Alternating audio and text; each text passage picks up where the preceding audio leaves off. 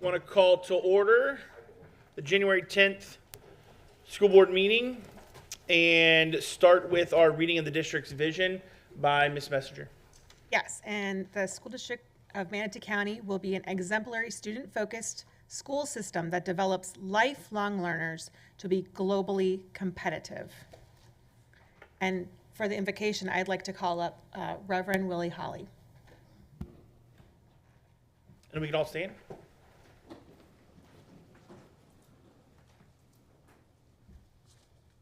Good morning. Good morning. And quite a few new faces since my last visit. But we welcome each of you, and we're glad that God has chosen you to serve in these various positions. This is a new year, a new season, and new opportunities for each of you. So let us pray and ask God to guide you and direct you as you go forth. Let's look to the Lord. Father, we just thank you this day for being able to come before these your chosen servants, given the charge to care for and educate the children of this community. Lord, I pray that as they deliberate and make decisions, you'll give them hearts of compassion, hearts and minds filled with wisdom and knowledge and understanding, that we may be sensitive to the needs of all children, all in this community. Lord, I pray for unity in the community, that we will work in harmony, and all, as your word say, make us one people, one heart, one love, as we go forth. Let us be guided by your Holy Spirit. And as the Spirit leads us, Lord, let us do what is good, what is right, and best for all as you would have us to do, walking justly among mankind, with merciful hearts and loving spirits. All of this we pray in the name that is above every name, in the almighty name. Amen and amen. God bless you all. Thank you. Please keep standing for the Pledge of Allegiance.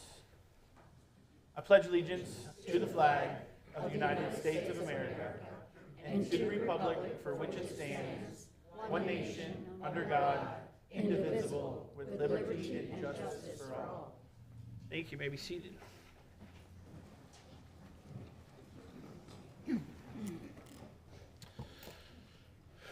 right, move to item number 5, informational only, leaves and year-to-date charter school, no board action required. Item number 6, approval of the agenda. Chair has found good cause to amend the agenda to include all items listed under the agenda amendments on January 10th, 2023 agenda. Updated January 6th, 2023, and posted to the district website, manateeschools.net.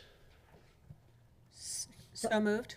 I have a motion that I'd like to pull some items from the consent agenda. Okay. Mr. Chair, consent items number 3, 5, 6, 7, and 8. And again, this is for discussion so that the public knows what we are accepting and spending. And then I had a few questions with these items as well at the end. Okay. You get that? Did you get that, Ms. Means? I believe it was 3, 5, 6, 7, and 8. Yes, ma'am.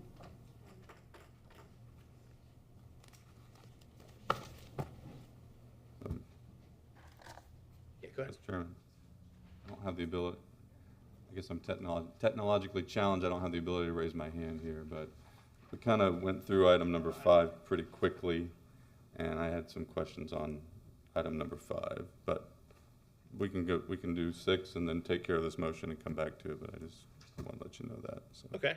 All right. I'm going to second Ms. Messenger's motion to approve the agenda as amended. So, are you on iLegislate, Mr. Tatum? I am. I signed in, and I don't know what I have to click here, but That's all right. keep figuring it out. If you refresh, there's like a, if you, can you,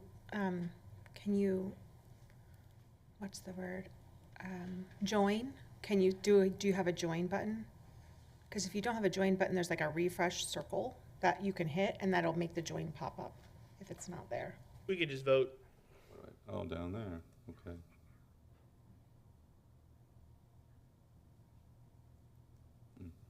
Did you hit your second? There we go. Great. Yeah. Thank you. Yeah. Okay, thank you for that intermission there. And I'm just waiting for the second, Ms. Means, for us to vote on that. I don't see a second up. On my view, it doesn't say we have a second clicked. It should be there. Okay, I guess I need to understand. A motion to accept the agenda, the consent items, and then I made a motion to pull some consent. So where are we on that? The consents are pulled. Okay, Now we're just now approving the agenda that was originally published. all right, Yeah, thank your you. consent items are Okay. pulled. That's what I want to make. All right, so all those in favor of the agenda amendments and approving it, go ahead and click on your screen or vote on your screen. And that passes unanimously. Thank you very much. So we'll pause there before we go to 7 for the minutes, go back to 5. And you had some questions on that. Yes, I had some questions on the year-to-date charter school financial statement summary.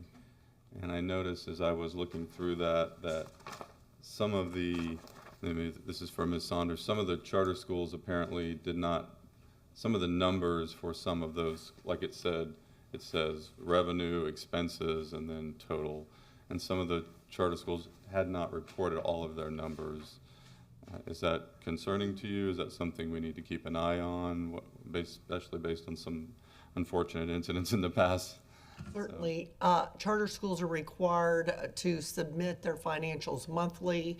If we see an alarm 3 consecutive months, then we do act. Our team follows up with them if they have any missing items or concerns within a month anyway. But we do not take action unless we see a problem and a deficit of 3 consecutive months or more. But they will follow up. That is the information provided by the due date of when we had to submit to the board. But yes, it is that they should have their items in order. They're required to have their items in order, and we will definitely be following up with them individually to get things cleaned up in the meantime. Okay, because I know Ms. Form. I have an answer for you. Okay, please. Okay. The ones that have not reported are the high-performing charter schools, and they only have to report quarterly. And you will notice that they are highlighted in yellow to indicate that they're quarterly reporters. So that's why you don't see a monthly revenue expenditure. That would give an opportunity for that cadre per statute that they don't have to. But if there were any that didn't submit to the expectation at the due date, then my team does follow up with them and they do work with them. However, there is a cutoff for us to be able to submit to the board so you have the information that we have. And it is good that we're looking and that everyone's seen, because we do want to make sure that they're all in good financial standing and we don't have a situation where they're 3 consecutive months in the rear. So we do try to work with anyone that does seem that they do need assistance prior to that. We cannot take action prior to that. But as Ms. Foreman stated, if they are high performing, there are some different rules and regulations of how much information they have to disclose. But they're still required to be in good financial standing regardless. Okay, thank you very much. And then the financial statements, year-to-date financial statements through November 30th, 2022. You and I believe, talked about this. It says in there that most of the things, if you look at like the general fund expenditures exceeded revenues, capital projects expenditures exceeded revenues. When I see that, that's concerning to me, but you and I talked about this, but maybe refresh my memory and maybe the public's memory too, is why that's really not to be worried about, so to speak, that. Certainly. Do that. And later on, one of our agenda items later in new business, I will have our new CFO stand up and also the budget director, and they will explain those particular items. In addition, there were questions asked about the tabs at the column of what each of those buckets represent. That will also be defined by the CFO today as well. But in this stage of the game, taxes are coming in and being collected. So in some cases, expenditures could be happening before all the revenue that has been dispersed from the state or the taxes being collected. So that's why it's not as concerning, because of the timing of the year when that statement has happened. We know that our local taxes are collected for the most part. We'll start seeing those revenues generated November, December, January, et cetera. So, but they'll go into detail with that when the budget director comes to that new agenda item, and we'll explain exactly our budget amendments for that month. I think you explained to me too, actually, this is interesting for the public, that this time of the year, we actually have to borrow money.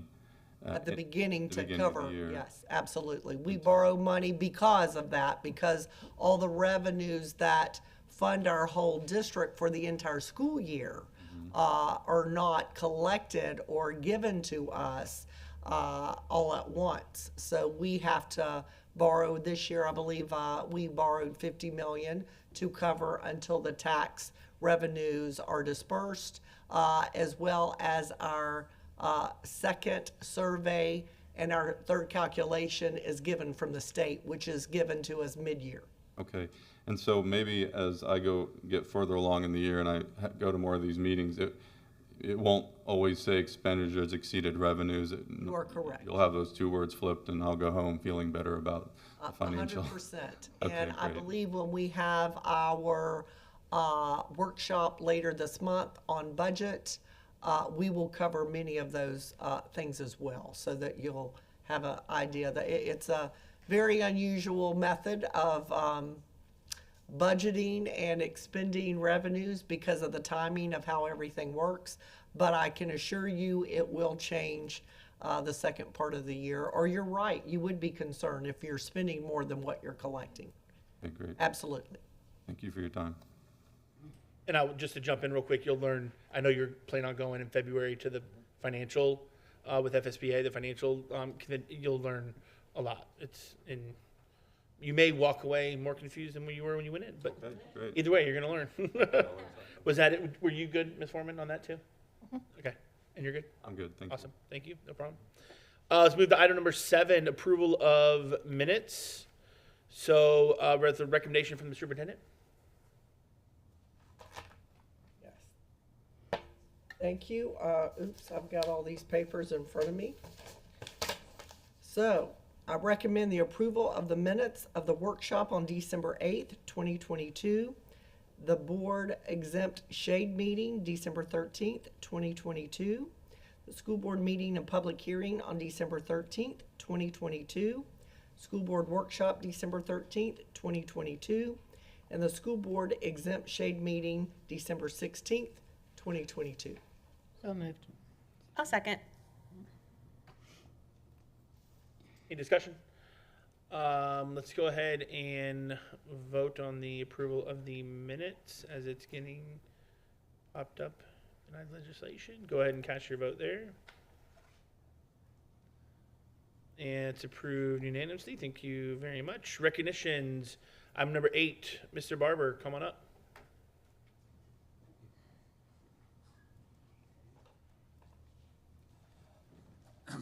Thank you, Mr. Chair, board members, Superintendent Saunders. We always enjoy having representatives from the Department of Director or the Federal Programs and Grants here with us. This is a department that does a great job. They handle so many different facets of the district that it's really impressive. And one of the great things about their department is whenever you ask them for help with anything, I mean, they have great customer service and they get right back to you. So we always enjoy dealing with them. I think, do we have some additional members that are part of here? You guys raise your hand. Our team members. Great. We have a very special award for one of the members of that department, and to tell you about that, I'd like to introduce Latrina Singleton. She's our Director of Federal Programs and Grants. So, Latrina? Good morning, Board and Board Chair. My name is Latrina Singleton, as Mr. Barber stated, and I am the Director of Federal Programs and Grants. And this morning, I have the privilege to introduce Mrs. Megan Johnson, the Title I Coordinator for the School District of Manatee County. Mrs. Johnson will be honored in March at the National Association of State and Federal Program Administrators Conference in Washington, D.C., as the State of Florida Leadership Award recipient. This recognition demonstrates the hard work and commitment by Ms. Johnson, not only for the Title I schools in the School District of Manatee County, but the state of Florida. Her passion to support Title I schools locally, regionally, and statewide is demonstrated through her collaborative efforts to ensure the neediest students are offered programs and instruction to increase academic achievement. She has served in her current role for over the past decade and has become the cornerstone of our Title I department. Ms. Johnson is a rock star who embodies the core values of the School District of Manatee County. Without further delay, I present to you Mrs. Megan Johnson.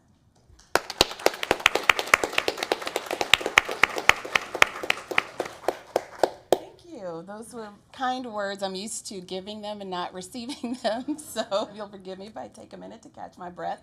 I just want to say, first of all, thank you to the board, Superintendent Saunders, and everyone here for just taking the time to acknowledge this recognition. I've been in education for over 25 years and longer if you count the little school I started on my front porch in kindergarten. So I've been doing this a long time, and in the past 10 years, I have been working in the Federal Programs and Grants Department. That has brought me some of my most rewarding and fulfilling work as I collaborate with the Federal Programs and Grants team and our peers across the state. It's hard to know and explain what we do as federal program administrators. It would probably take all day, so I won't bore you with that, but just know sometimes the work can be challenging and it's ever changing. So to be honored by my peers in the state and nominated for the NAFIPA State Leadership Award is beyond humbling, and I'm truly honored for that. So I just want to say that I can't do that alone, and so I have the opportunity in this role to work with pretty much every department in the district, so I've formed relationships and collaborations, and I can't be remiss in not thanking our school district as a whole and those departments that I collaborate with on a regular basis, but most importantly, my Federal Programs and Grants team and my Title I team that supports me. And as mentioned, they're here today. We are truly a family that looks out for the district, our students, their families, our teachers, and our schools, and we will continue to do so. So I just thank you for this honor and the time today. Thank you. Thank you.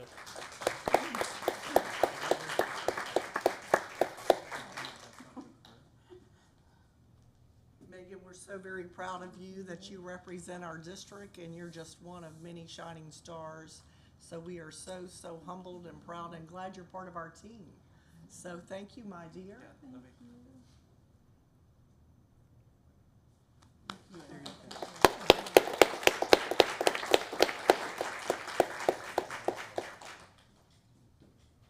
Mr. Chair, may I say Yes, something? absolutely. I just wanted to point out, Superintendent and I had a conversation a couple months back about the grants, because I'm always astounded how many grants we apply for and get, and how proactive.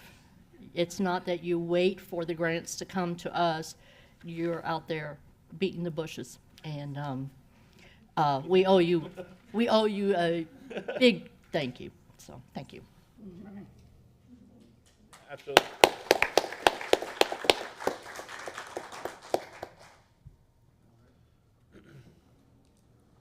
All right. So we go from one great award to another. Okay.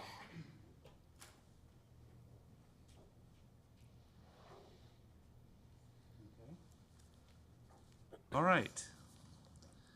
Florida Commissioner of Education, Manny Diaz Jr., recently announced that the Rotary Club of Lakewood Ranch received a Commissioner's Business Recognition Award for their Books for Kids program.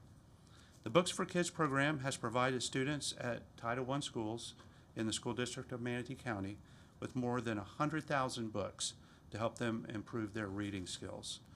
The Florida Commissioner of Education Business Recognition Awards highlight innovative ways to promote student success and enhance strong community, business, and family involvement in our schools. In addition to a plaque that the superintendent will bring down in just a moment, the club also received a $5,000 check from the Florida Education Foundation for their work with this program. And to tell you a little bit more about the program, I have director of the Books for Kids program from the Lakewood Ranch, the Rotary Club of Lakewood Ranch, Ted Lindenberg. So Ted. Thank you, Mike. Thank you. As a former school administrator, I really know the importance of a community program. And to be recognized by the Board of Education is really something. So I do thank you. But to make it even more special, to be recognized by the county and now by the state is truly amazing. Truly, I have no idea how the state knows about the Books for Kids program. But even that is so special. It truly takes a village to do this. And I just want to give you just a couple of examples. Jim Wingate is here. And Jim heads a team of Rotarians. And after one team puts together 162 bags of books, Jim and his team drive to Palmetto, where our annex is and books are, and his team puts 162 bags in their cars, and they then deliver the bags to 10 elementary schools in Manatee County so that 162 classes and 3,700 children could receive a special gift every month. And thank you. In addition to that, Dr. Halpin is here. And Dr. Halpin, I publicly cannot thank her enough. This year, we started a special kindergarten mentoring program. We have 65 mentors. Each mentor is assigned to a kindergarten student. We provide the lesson plans, materials, supplies, books, and they meet with that student once a week. And we have done that since October. And I invite you to just take a look at it because it is a special, special program. Both Judys are here. We participate in truly the wonderful Soar and Four family event. And at that event, they distribute a book bag and a book to every child that comes on a monthly basis to that event. So all of this is the Books for Kids program, and I can go on, but I'm sure you don't want me to. But in closing, I just want to publicly thank Mrs. Saunders. Without her help and without her encouragement, her insight, her expertise, her suggestions, none of what we do could be possible. So to Mrs. Saunders, thank you so very, very much. And to the 125 people, to the Rotarians working on this program, we just want to make a difference in the lives of these boys and girls. So once again, I thank the board for this honor. Thank you so very, very much. Thank you. Thank you. Real quick, Ted, how many total books is it now that you've given out? And by the way, thank you. In April, we passed the 100,000 distribution mark, but to answer your question, at this particular point, we are distributing close to 4,000 books a month. Incredible. Thank you. Thank you. So, Ted, I think you have already mentioned how it does take a village. Without the community support that we receive from you and others, there's just no way that we could do all that's needed within our school district. So I thank you. I'm so grateful that the governor's department also recognized the great work that your program has done. And this started from your idea. So just think how one person has changed the lives of so many. And you are that person, Ted. So we thank you, and we're so grateful that you're one of our partners. So for this,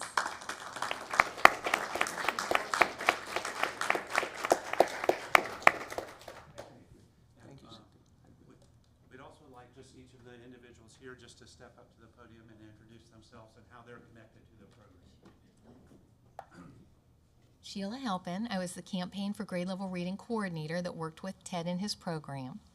And I am also a Rotarian and volunteer for Books for Kids. and now she's the director of early learning. Oh, wow.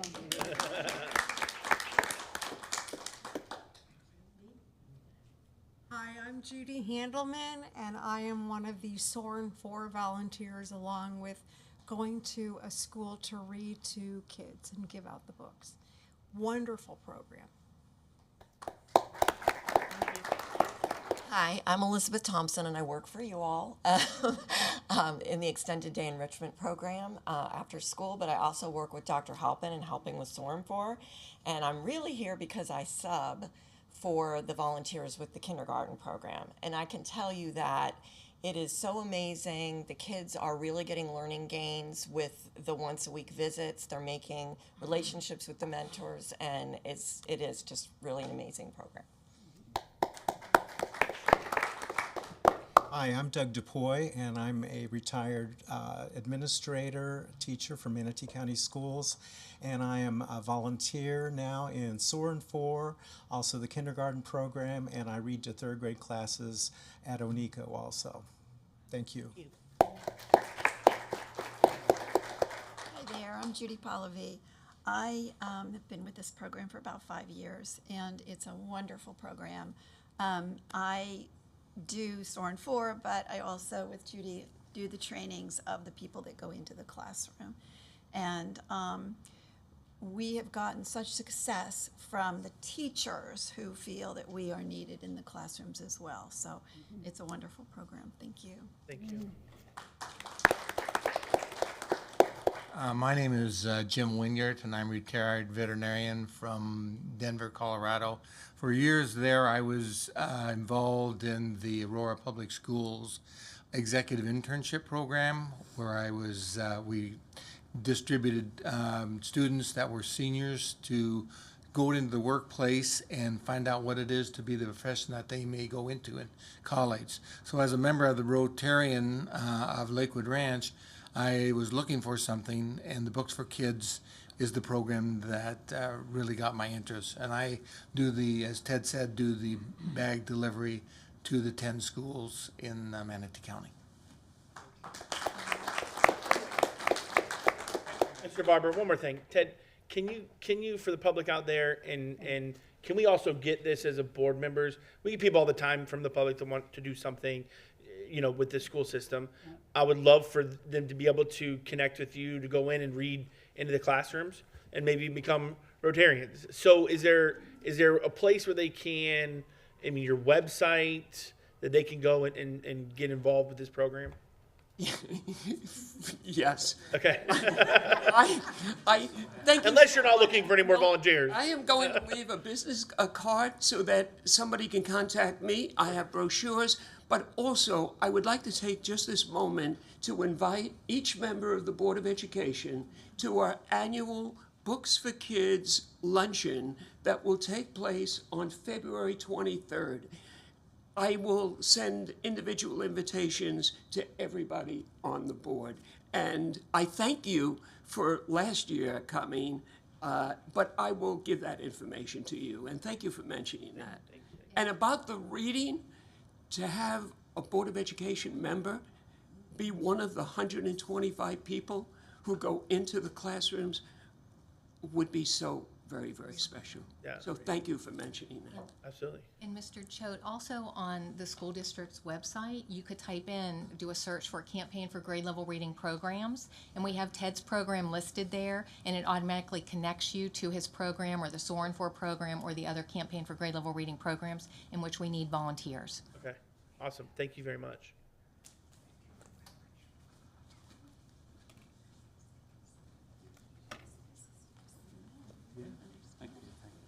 Thank you very much.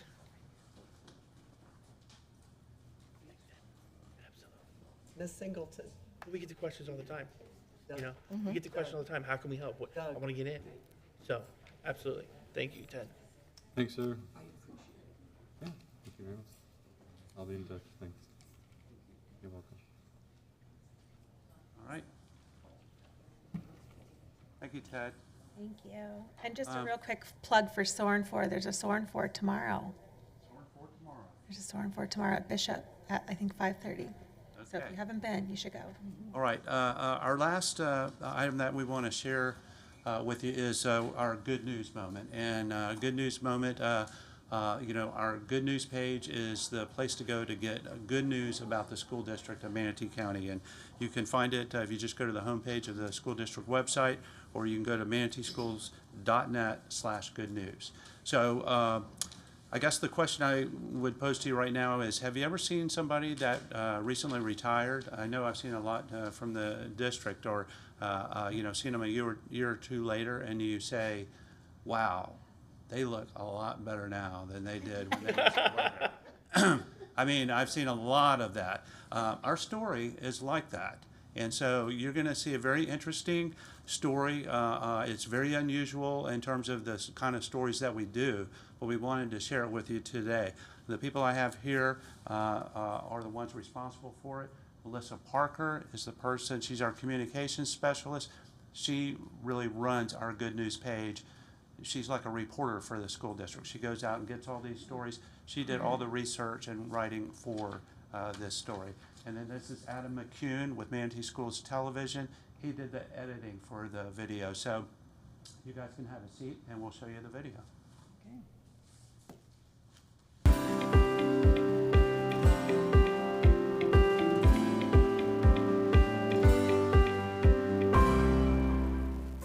So I'm going to show you a few pictures of someplace I think you may want a vacation. I don't know, you'll have to tell me. Okay. So take a look at some of these photos. Wow. This is beautiful. Oh my God, that is amazing. Yeah, as long as I can go. Yeah. Yes, I could see myself in this bunk bed. It's like it's a cabin, right? Is it a cabin? Well, funny you ask. I'm going to read you a little letter here. Okay. Hi, Melissa. It was great to hear that you were excited to find out what happened to one of your retired buses. Oh, a school bus. Yeah. All right. Ah. My husband and I bought the bus from a dealer in 2020 after a year traveling around the States in a similar converted bus. We shipped your bus back in January. It took 2 weeks to arrive, and then we spent 5 months converting it ourselves. We converted it for glamping, and it comfortably sleeps 4 guests with a king-size bed and cleverly designed fold-away bunks. It also has a full kitchen, tiled bathroom, cozy lounge with log-burning stove, and an outdoor deck with views of the sea. Your old school bus is now the Schoolie Stays bus at Beachy Head. It is parked on the white chalk cliff tops of the south coast of England in the South Downs National Park. It's having a lovely retirement. We bought the bus and our friends in Georgia picked it up and took it to their port and we shipped it over. It took about 2 weeks to get to the UK And then we spent the next 4 months, I think, working on it in the South Downs. We had to strip everything out, right back to the bare metal, and then build it back up again to start from scratch. And we repurposed a lot of things from the bus itself because we wanted to keep the character. 2 of the seats we kept, and we cut out a central section and welded them back together and re-upholstered and covered them, and they are now the dining table seats. So the original seats are still there. It's pretty cool. Yeah, it's pretty cool, yeah. We just retired it maybe 2 years max. It was around for a long time. That was one of our older buses. But they have removed so that it says Manatee. Oh, it's actually one of our buses. 23 years, and I said, I remember this bus. I have worked on this bus, been in it. Oh my gosh. Oh my gosh, that's the inside of that bus. That is oh my God, that is beautiful. These are sheep grazing. Yeah. Yeah, it used to be kids grazing. Yeah, I've been there. That's why he didn't wear the I remember driving that bus. Me too. Yes. Good job. Yes, great job. I never thought like all of this would fit into a school bus. Wait a minute, how do they have more room than the children? No. And now we've moved to Beachy Head, which is quite an iconic spot in the UK. It's right on the white cliffs that you see a lot in the pictures. It's beautiful there, part of the South Downs National Park. And now it's, it's in quintessential English countryside, and we wanted to keep it yellow because for us it's part of the charm of it.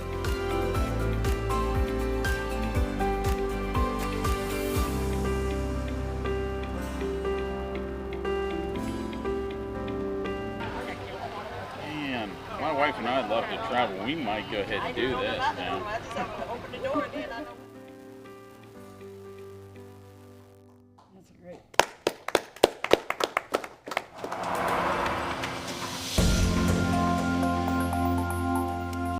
Thank you. That's it. And for more great stories like that, visit manateeschools.net/good news. Thank you. Did he get to go see it? We'll try and work something out. Yeah, if you need a board volunteer to go check it out, I'd volunteer. Yeah, well, I thought, You were going to? Oh, there we go. Thank you, Mr. Barber. Appreciate Great it. way to recycle. Wonderful. Moves us to item number 9 on the agenda, public comments. We have 2 general public comments, 2 signed up. First is Mr. Norman Nelson, and I believe he already told us he was going to be out and not here. And, yes, sir? Yeah, you have to sign up before the meeting starts. Unfortunately, no. Yeah, you got to sign up before the meeting. When you come in, you can sign up here before or online. Yeah, unfortunately, it's just our policies. Yeah. If you wouldn't mind, I mean, we're available whenever you would like to tell us anything, via email, phone call. If you had time to stick around, I'd definitely sit and meet with you after to hear what you want. But sorry for that. Second one we have is Andrew Griffin. I don't believe I see her in the audience either. No. It's all right. So, Well, it might be a good time to say to the public that our policy is to sign up prior to the meeting on any item. And then there's the option, I believe, still, if there's a specific item that they want to speak to. you can sign up for like a specific item in the agenda. Right, so you can do the general as well as a specific item. All right, moving to item number 10, consent items. Superintendent. Yes, I recommend the approval of the consent agenda for January 10th, 2023. So moved. I'll second. Great. Any discussion on that? Nope. We're with consent items, I don't believe. Just real quick, this is minus the ones that were Yeah. pulled. Yes. Okay. Yep. Just wanted to Yep. make sure. Okay. Cast your vote there on the screen. Looks like it passes unanimously. Thank you very much. Item number 11, excuse me, we don't need that. Oh, yes, we do, I'm sorry. We do have another new business item, public comment, new business item. Someone did sign up for that. That's Mr. Norman Nelson. Mr. Norman Nelson. Okay. Moving on to item number 13, new business items, non-consent items. Number 1, Miss or Superintendent. Are we doing the pulled from consent first or the other one? Oh, yeah, we can. I was gonna put them on at the end, but we can do them now. Yep. Okay. So let's go. Item number 12, new business discussion items pulled from consent. So let's move up to, it was number 3 was the first one. Approval to apply and accept and expend ARP ESSER supplemental programming grant in the amount of $2,872,446. Superintendent Saunders? Yes, I recommend the approval to apply, accept, and expend ARP ESSER supplemental programming grant in the amount of $2,872,446. So moved. I'll second. And that's doing the And discussion, I know Ms. Bray, you had a question on this? I so do. go ahead. And again, I pulled these because it's more for me to understand the process, and I'm glad we have grant writers that are in here to actually explain some of this to me. And I know this is the ESSER funds, and I printed the documents that are attached to that, but it doesn't say exactly. It does say visual and performing arts for summer camp. I thought that we had approved a millage for performing arts, and then includes art, band, orchestra, chorus, theater, and dance. My question is, where is all of this taking place? At a summer camp where? Is it on what campus is it at, you know?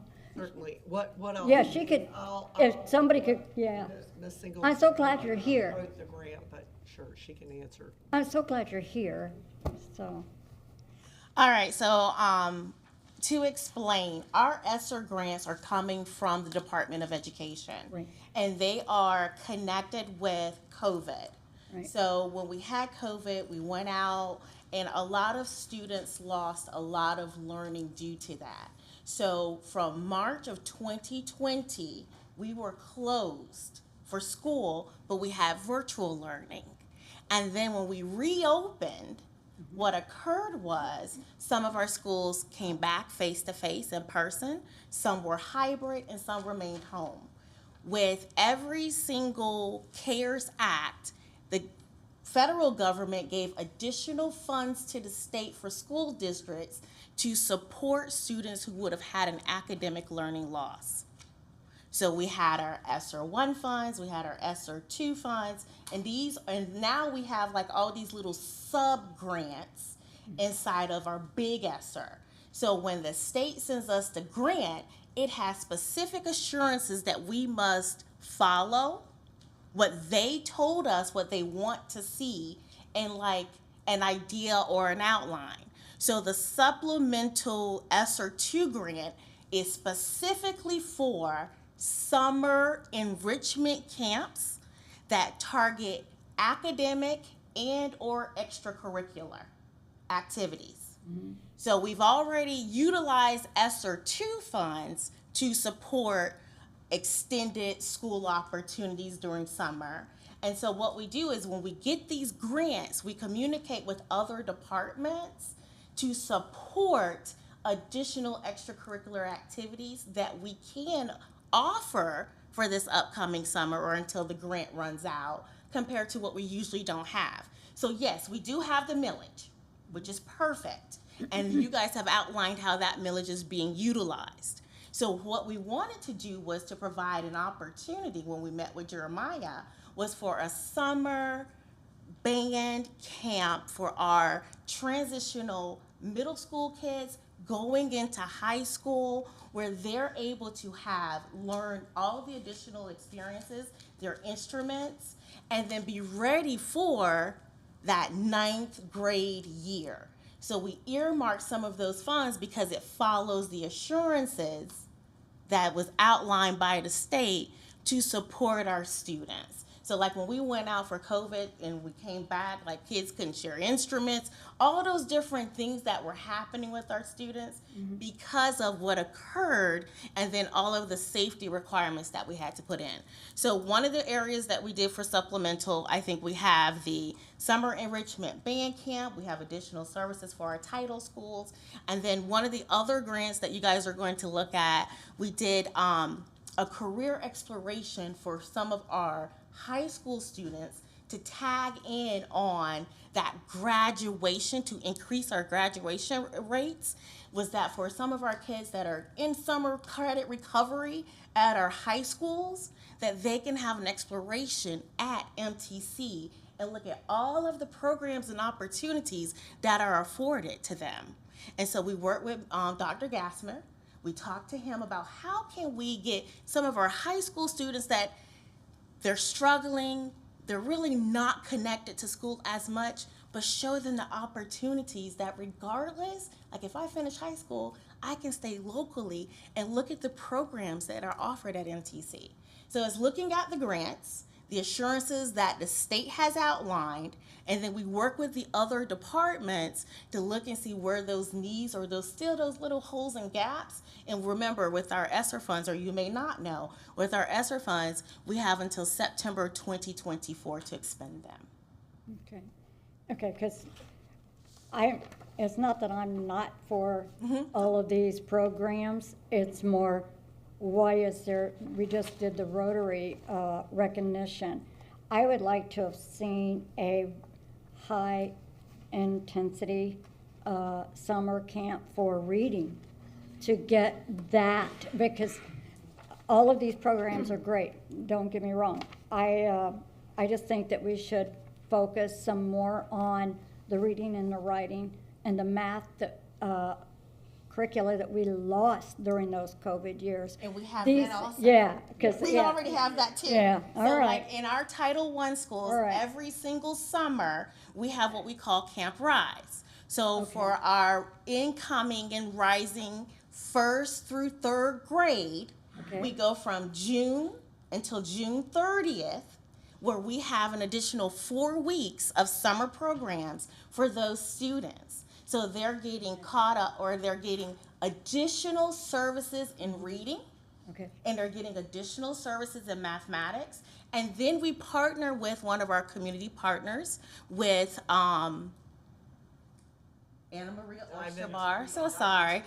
And we have our Dive into Reading program. And so then our students get to go to various restaurants, meet with their mentors, read books with them. So we do have that for our summer programs for our elementary, but we also have an additional credit recovery / extension in our secondary schools of our title schools. So like we receive Title I funds, which were already earmarked and we've already utilized for this, and so we have this right here. And so then we'll receive additional grant funds. Then we're like, okay, we already have this population taken care of.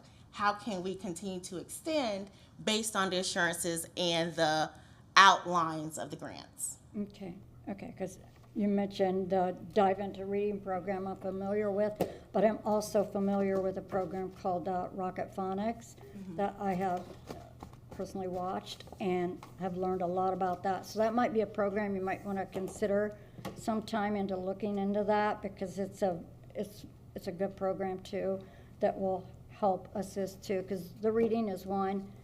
That program is game playing, sounds, and goes on and on and on into more. It's a good program, I think. So, but yeah, Hold on that's one all. second, Ms. Bray. So that explains that particular item, number 3, that was pulled. Right. Number 5, number 6, number 7, and number 8 all have to do pertaining to, well, excuse me, 8 does not. Not 8. But the other ones do have to pertain to Right. ESSER and to ARP. Right. and Correct. that's- Is the same, and no, I'm just doing this for, I don't want you to go back and forth and sit. So though the same explanation we just got for those funds. We the same thing, except instead of doing it during the summertime, number 5 is after school and weekends. Correct. And it's the Right. same principle. So does that satisfy my question? Does Yes. that satisfy the questions on the other ones, the 3, Yep. 3, 5, 6, 7? Now 8 is not. So Right. 8's not used. So I just want to It make is sure me. It's our Title IV grant, but it's not the same. correct, it's not our ESSER grant. It's not the an ESSER. entitlement grant. Right. Yeah, that pretty much did, and I knew that would, that's why I'm like, okay, if I pull one, I And wanna I know think the all of other it. thing that's kind of, it's just a struggle to understand, which we had a difficulty with also. Oh, I bet. The state continued to give us additional funds in regards to ESSER and literally say after school, summer school, enrichment. And every single grant with the assurances, that's what they wanted to see. So we Right. can't use it on anything else. We Right, it cannot has to be use it on after or summer correct. school. So Right. it's summer, after, or some type of enrichment. So because we have so many buckets already supporting and then utilize the different funds for additional services at our every single school too, besides for our ESSER funds, it's been very interesting. I'll bet it has, and I bet it's, I've read through most of this on all of these consent items, and it's a lot to take in and to digest and dissect, to be honest with you, so. But we have a great collaborative between the finance department, budget, curriculum. We all work together to support one another here. Was there any other comment on item number 3? I'm good. I think we've got our motion in our second. Yeah. And if you'd like to vote for that, pops up on our screen. Thank you, Ms. Singleton. Thank you so much. Go ahead and vote for that. That is approved unanimously. Thank you very much. Move to item number 5, approval, or excuse me, Yeah. Ms. Saunders? Sure. And I would like to just make a comment about the Rocket Phonics. We do have that community support program in a couple of our schools after school. And again, how that is done and how it's expanded or supported is based on their ability to grow and as well as the results that are encountered.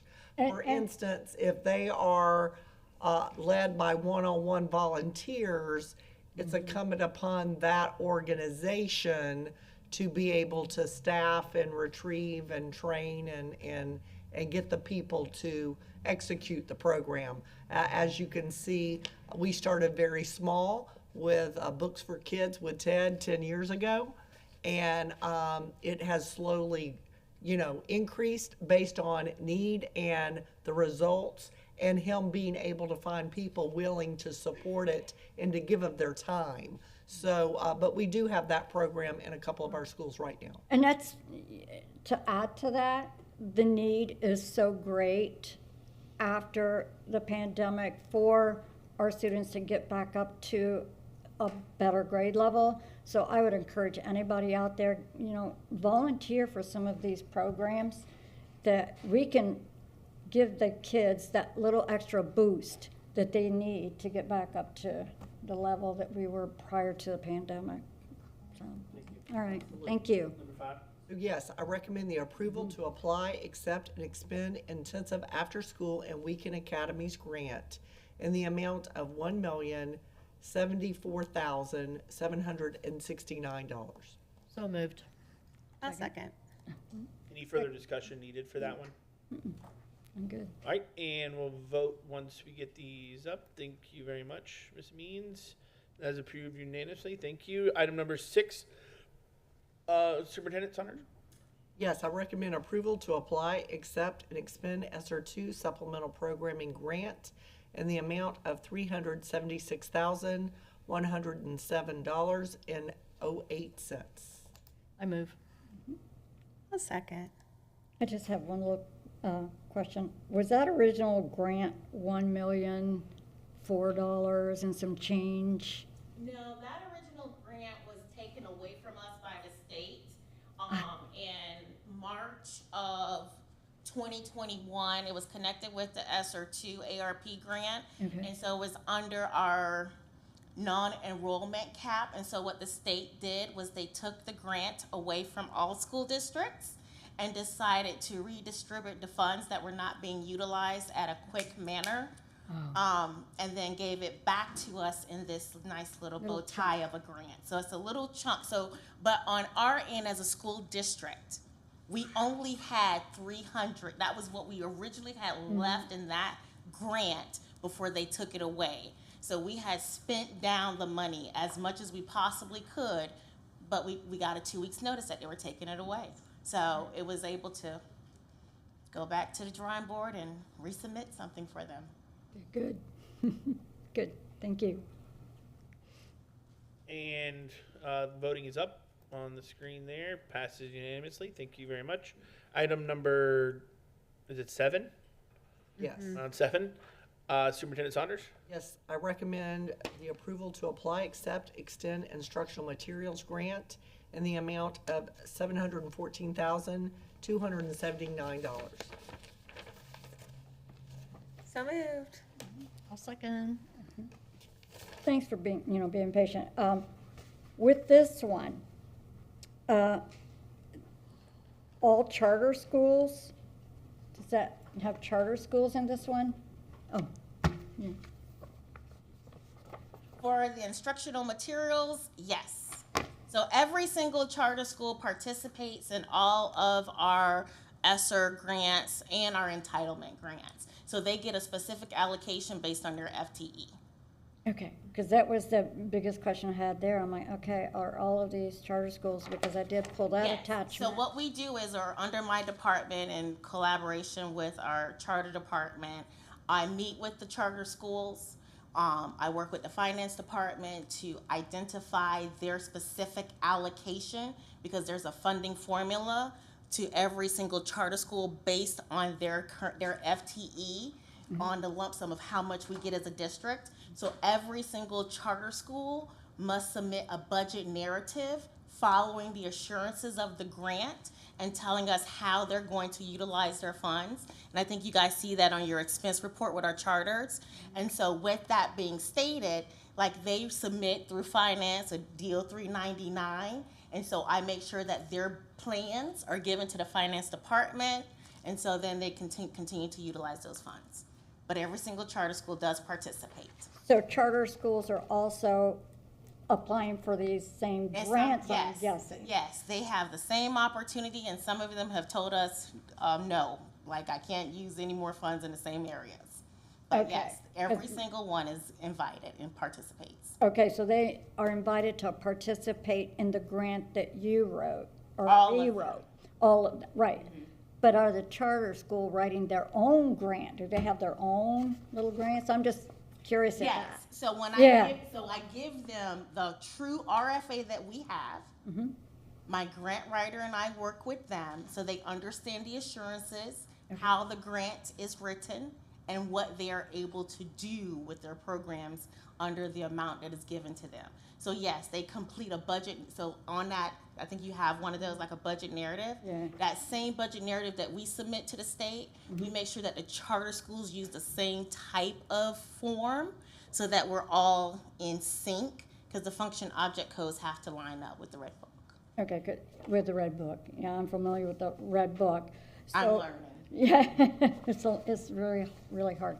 So we're giving them funds from the grant that the district applied for. I guess my overall question is, does a charter school itself have its own grant writing to get their own funds, or do they all come through here? If they're applying for grants outside of these grants, Right, they probably right. do. I'm not privy to that information. Okay, that was primarily my question about the charter school and the grants. Okay, are we getting the grants and then filtering it down to these charter schools? And are they also applying for grants and getting the same? By kinda- statute, they have to have an allocation of every single DOE grant that we get. Any ARP grant, any ESSER grant, even like our entitlement grants, Title I, Title II, Title IV, they're able to say if they want to participate, but they get to participate in every single grant and have an allocation. All right, they get to participate Correct. in We our have to. grant. I guess maybe make Ms. it Singleton, clear. hold on one second. Ms. Yep. Spray, hold on one Yep. second. I think we're getting too in the weeds Yeah. with some things here that I know you may want answers on, and you certainly are entitled to answers on, but we're going beyond the scope of what we're voting on here. And I think that we're starting now to educate. You're asking questions that, in my personal opinion, should be asked separately Okay, from sitting that's in a fine. board meeting. I'm I think yeah, that that's fine. you need to sit with Yeah, Ms. I Singleton, would and she will love to. absolutely do it. I'd love to. Because there's a whole lot there. Right, there is a lot. And I think we could be here forever trying to learn it here today, this No, morning. no. So, with respect, I'd like to, in your time too, did she answer those specific? Yeah, we can- yeah, Great I job. have more, Great job, but Ms. Bray. I would Set love up to the sit time. and see the process and how it goes about. So I really do. And thanks, Mr. Chair. Absolutely. Yep. And so, if no more, I'm sorry, there is a speaker. Mm-hmm. Mr. Tatum? I just wanted to make the point, based on your comments to Mrs. Spray, that this is our time to get information. And I hear what you're saying. And other than, I guess we as board members just need to make sure, are we asking questions that are relevant to our vote? Or are we just asking questions for information? And So I will say to that, just sorry to cut you off. Go ahead. so in not knowing what Mrs. Spray's questions were about, these might have been relevant to her decision on how she's going to vote on this or not. So I would just be cautious about cutting off board members from asking questions, because you may think that this is just informational, but she may be asking these questions because it's relevant to her vote. So I would just ask that if you, maybe to pose that question, Mrs. Spray, do you need this information for your vote, or do you need this information just because for your own personal edification? I'm just hesitant to cut off board members asking questions if it's leading towards a vote. Just a And that's understandable, but I disagree with you. This is not, this meeting, our meetings here right now are not the meetings to learn about things. We have board briefings with the superintendent, and at that time, hopefully you've looked over the agenda before the briefing. At the briefing, you can ask questions about every single item that's listed on here. And then if she can't answer them, you can ask, can I meet with Ms. Singleton to discuss these things before this even happened, before we even come to the board meeting? The consent items is part of an agenda. This isn't just school board related. This is probably all government related. These are things that have been occurring and reoccurring, and so there are also items that we can ask and be educated on, not during the formal meeting. These are things where we need to be educated on well before this. Now, our last board briefing for this was like 3 weeks ago. So there were things that I this morning I said, hey, remind me of this. Yeah. So I do understand that there are some, we had this board briefing, December 17th. Yeah. But this setting, our board meeting settings for consent items is not to get educated on them. It's your responsibility as a board member, in my opinion, to get educated on that before we come in here to this setting to vote. We should have done everything possible to know what that consent item. If you're not happy with the briefings and the information we're getting, maybe that's something we need to discuss as a board. Hey, we need more meetings. We want people in there. We want whatever the questions or whatever the concerns are with the briefing. But I don't believe that this is the time to get educated on the items. This is the time to approve them, discuss them, not get educated on what's ESSER mean. That's something that should have been discussed. I'm not saying that was the question, but that's something that should have been asked and answered prior to the board meeting. So, was that it? Yeah, it was a good Okay. discussion. Thank you. Anybody, did I see a speaker? I'm sorry. That was me. No, you're good. I forget, was that number 7? That was 7. 7, and we had that up to vote on, Yeah. and it passes unanimously. Thank you. Thank you for, Number 8, for your explanations, by the way. I do want to say that. Ms. Singleton, you're good. Okay. I recommend to, the approval to apply, accept, and expend Title IV Part A Amendment funds for the 2022-2023 school year in the amount of $376,879.27. So moved. I second. Okay, and again, for instance, on this one, CHAMPS, CHAMPS, I looked everywhere to find the definition for that acronym, and I could not find that. And please, thank you again for, the patience. And it was weeks ago, and we had 2 holidays since our briefing on this. And even though you pull all these documents, it's still one of those things that I think we should have the luxury of having discussions on. So that was, what is that?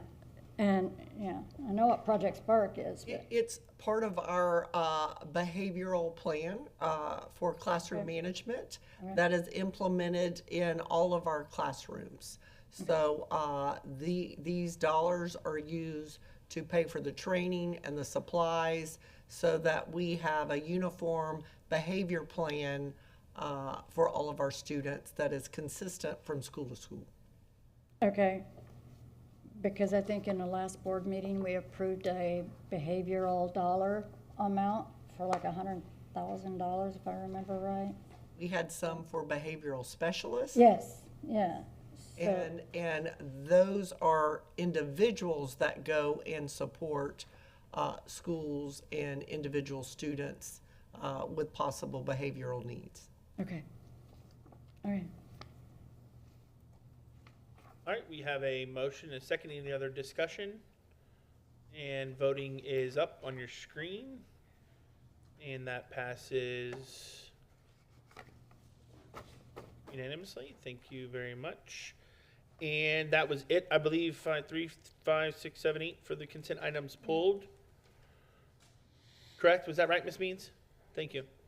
So we'll go to number 13, item 13, new business, non-consent items. We need a recommendation from the superintendent. Yes, I'll recommend the approval to increase spending authorization for educational staffing and solution substitutes to meet the new state training requirements for mental health awareness and assistance in the amount of $250,000. So moved. Second? I will second, so that way you can go ahead and tell us what exactly this means. Absolutely. As we know, we have a new statutory requirement that requires that 80% of all of certain instructional staff and individuals that have contact with students have this mental health training. It is a half-a-day training. I say half a day, it's really 5 hours with a face-to-face instructor. And it is, we have to be in compliance or it will be an audit finding. And we certainly do not want to have an audit finding. We were on our last operational audit this past year because we were not at 80%. And the statute was told to us within the last 3 years. We went ahead and were cited, and just because it is a very important item, that even though the compliance is at the end of this year, the state wanted to make sure everyone knew just how important it was that we take this seriously. So our plan has been to pay stipends for teachers to get this training on their own after school. So we pay them additional dollars or weekends. Unfortunately, midway through the year, we're not at the 80% compliant mark. And remember, it's a rolling number. Just because we're at 80 today, if we have people leave and new people arrive, we may not be at 80%. So we have to be at 80% by the end of the year. So in order for me to now assure that we meet this target, we are now going to need to pull individuals out of classrooms and hire substitutes to ensure that we make this target. There's no other way that we can fulfill this obligation and ensure we fulfill it without doing so. So we did not plan for our substitute budget to incorporate this mandatory training amount as well. So my recommendation to ensure that we fulfill the statutory requirement is that we must increase our substitute budget to allow for this type of situation that we've got to do in addition to normal staffing needs when people are out due to illness or so forth. So you're saying that the state requires something of our teachers and didn't give us money to do that for those teachers? It's up to the individual districts to figure out how you're going to make it happen. I just want to make But sure. there is no way to make it happen now, really, without pulling people from a classroom setting. Not only do you have to pull teachers, administrative staff, I personally had to be in the training as well. Bus drivers, cafeteria workers, so it's not just teachers.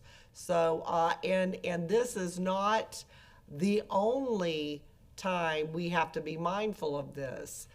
We are going to need to take this into consideration when we're building our budget for next year, because it's a continuation. Just because we hit 80% June of this year, we know that people will retire and new people will come in, and the training is only good for 3 years. So if you were in the batch that were trained in the first wave 3 years ago, you have to go back through a training. Now, it's not a 5-hour face-to-face with a teacher, but it is an hour and a half training virtually. So you have to train, though. It's a continual training, plus you have to ensure that new people coming in. Now, we certainly build it in for the beginning preschool week, but the problem is if I hire people past preschool week, when are you going to train them? Because they're part of that 80% requirement. Right. Thank you. Hold on, we had Ms. Spray sign. Yeah. Can you not do it? Are you not? Mine's not working, the request to speak. Okay, I'll get you right now. Okay. Go ahead. Do you wanna, okay. This requirement from the Florida statute 1012-584, I pulled that statute. And in that statute, it states, beginning with 2018-19 school year, the department shall, and goes on and on. So this statute has been in place since 2018-19. So we've been training our staff since 2018, I'm guessing. Okay, and then, and I'm understanding that they added, or amended the statute to say no later than July 1st, 2023. And from my understanding in my research and talking to others, they had to put that deadline on there because some districts were not complying enough. That's, I'm just reading from, or speaking from other sources, that's why they had to do that.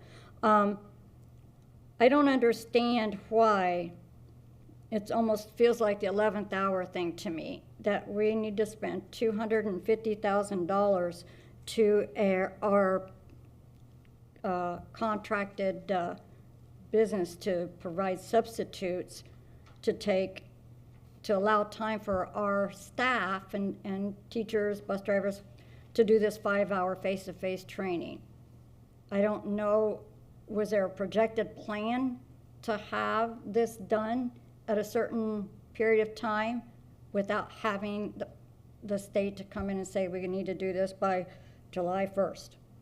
I just think that it just sounds to me like oh my gosh, we didn't get enough done since 2018, so now we have to spend a lot of money to catch up.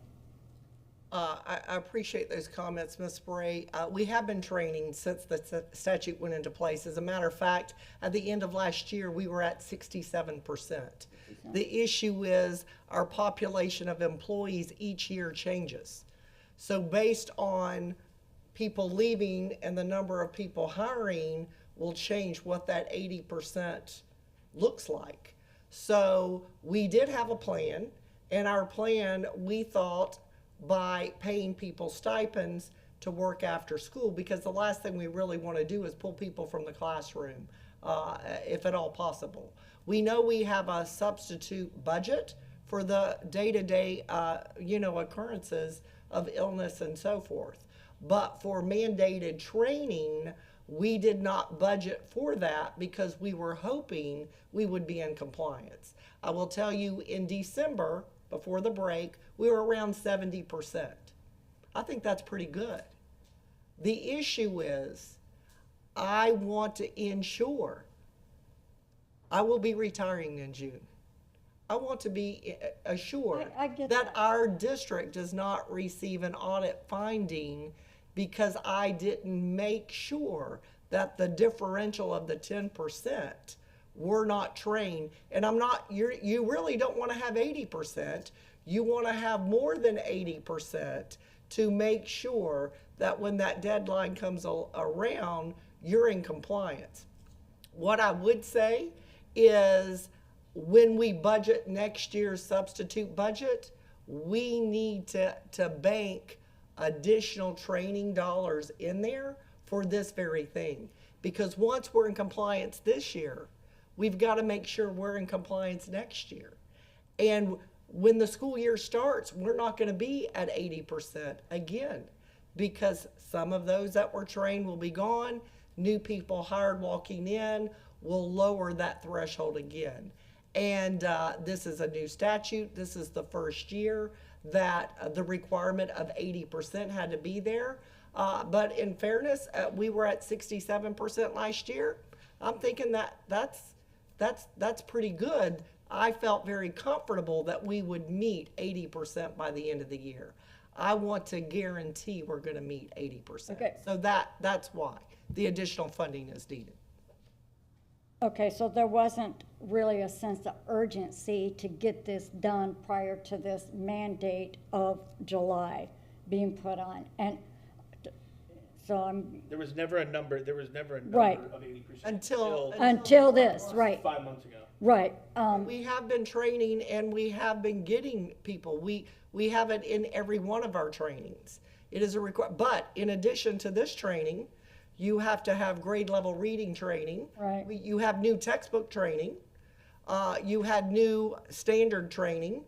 So you have a lot of statutory requirements and instructional requirements of training, and you only have so many days where they're not in front of a student to comply with this. But, okay, and I just want to give a scenario because I want to understand. So if a teacher left our district and went to another district, would that training follow that teacher? Yes. So if we brought in teachers from another, or a bus driver or whomever, if they had already had this training, that training would come with them. They do have a certificate, and Right. the certificate is good for 3 years. Right. Then at the end of the 3 years, they have to be trained again. So after they're all trained, then it's going to be a virtual training. For an hour and a half, that is correct. Okay. Okay, I just feel like we probably could have done a little, and I understand, but through this 18-19 timeline was COVID. I don't know why we couldn't have done some of that. I mean, they've made everyone do virtual school. They should have allowed us to do the virtual training for this, it would seem, but I see heads shaking no, but that's not, I understand the concept, but I also understand that the state should have said, hey, if we're gonna do this virtual education for our students, we should allow virtual training for our staff. And if they had, it would have been a whole different ballgame. Yeah, But that's not. Sorry. Okay. I just wanted to ask a couple questions. About the people who have completed the training without needing substitutes or stipend. Do we have teachers, paras, who have taken the training on their own time without compensation? We have had district in-service days where that was the training they selected and chose to do that for their training compliance. So it has been offered. We had training in preschool. We had training just yesterday. So there are some that chose that training. Unfortunately, there are many required trainings they have to have. You can only limit to around 40 people in a classroom, again, per requirement. So they either chose to do it this way, get paid to do it after school, paid to do it on the weekend, or we pulled them during their instructional day and they will have taken it that way. Those are the only ways that it's been. Are you confident that we don't have people who complied with this early and shorted themselves, either in terms of compensation or missed out on other training that they're going to have to do? I'm not aware of any. Okay, I'm just, okay. You took your name off? I did. Okay. Mr. Chatham, are you on? I didn't know. Question for you, Ms. Saunders. I believe in the conversation we had about this, a quick one, you said that sometimes because the teachers are really not salaried employees, right? They have a day that they have to work.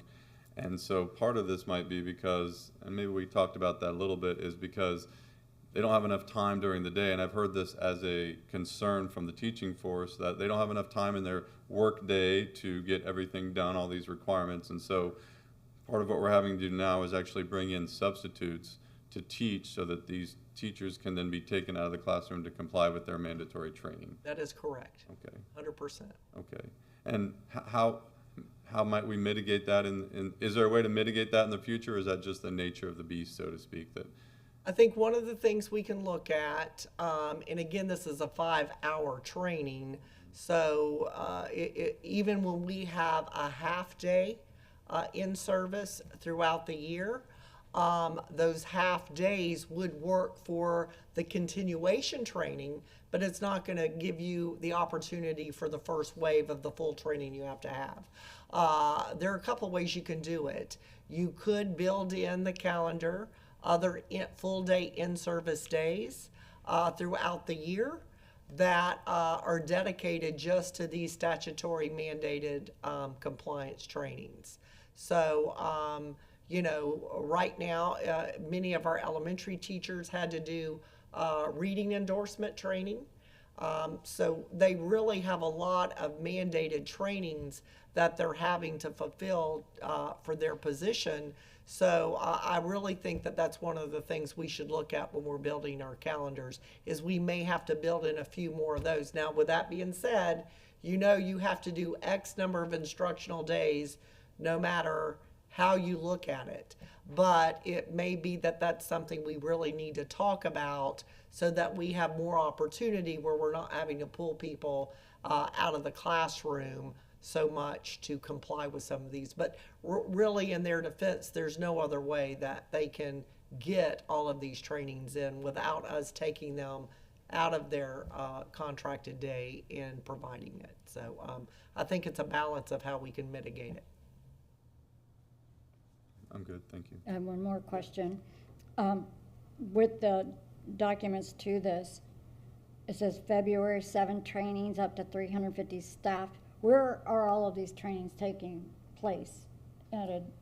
Yeah, we have training sites at the PSC and other locations, so it's within our district. So they just report there for the day, that's where the trainer is.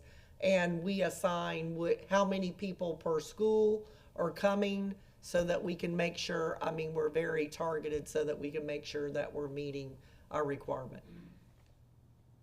Okay, and again, this is bus drivers, anybody. Food service, it's a very specific population, admin staff, principals. Again, in some of those situations, you're not having to get a substitute, but of course, if a bus driver's not there, you have to have a substitute. If a teacher's not there, you have to have a food service.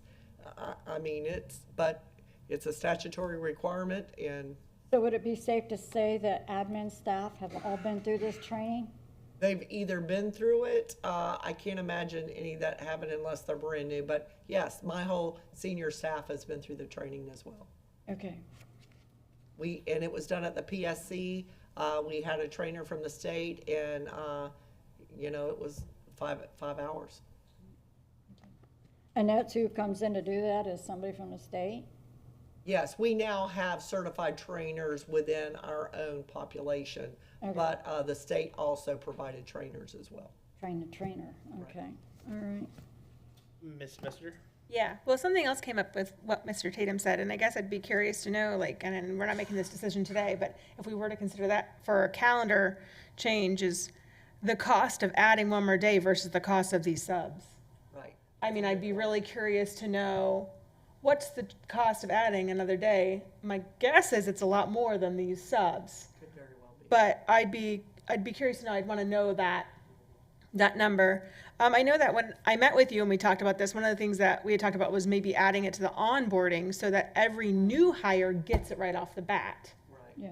Yeah. Because then you catch them walking in the door, and yeah, you're going to be playing catch up on all the people that are here, but every new person. Well, we definitely do it in preschool. So it is one of the requirements in preschool training. And in this first wave, you are new people coming in, plus how are you getting the staff that you have? The problem that you do have throughout the year is if you have 3 people, but I do think we've got to be a little bit more strategic as the year progresses of how we're going to keep this continuing to make sure that we're still within compliance of the 80% number. And are there better ways to capture it? Preschool week is definitely a mandate, but when you have reading endorsement and other mandates, teachers have a list of mandated trainings and they say, which one am I going to pick?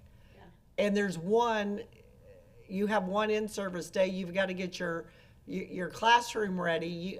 I lived that. I do understand that part of it. And my first year of teaching, I was hired several months in, and so I do understand missing a lot of those things. And if you aren't aware of the digital platform that we have for training, it is a really great platform that we have. I've used it to renew my certificate, but what makes it so difficult is that it has to be in person. Face-to-face in 5 hours. That is what makes this one so significantly difficult, is just that one piece alone. Because if it was digital, then the teachers could take advantage of the platform and say, oh, I'm going to do it on there, which there's so many other things. Like, they can get their reading endorsement that way. I mean, there's a lot of other things that they can get done that way, but not this. So Can you break up the 5.5? Can you break it up, or does it have to be straight through? No, straight. No, there you go. So you can't use a half day a couple times to be able to complete it. So I like that idea. Yeah.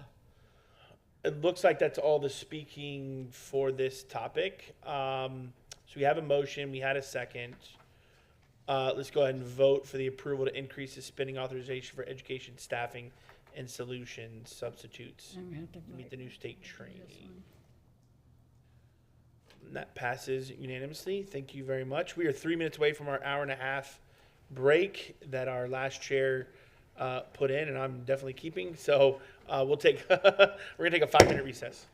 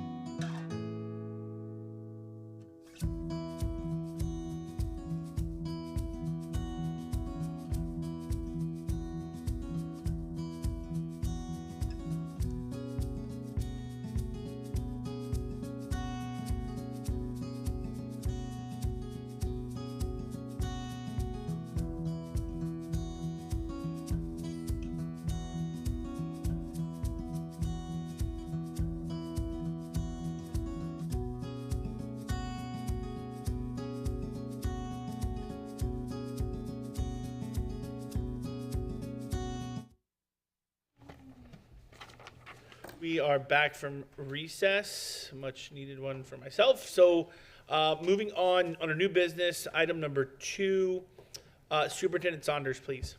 Yes, I recommend the approval of Walter E. Miller School Support Center renovation agreement between owner and Wharton Smith, Inc., pre-construction services in the amount of $84,168.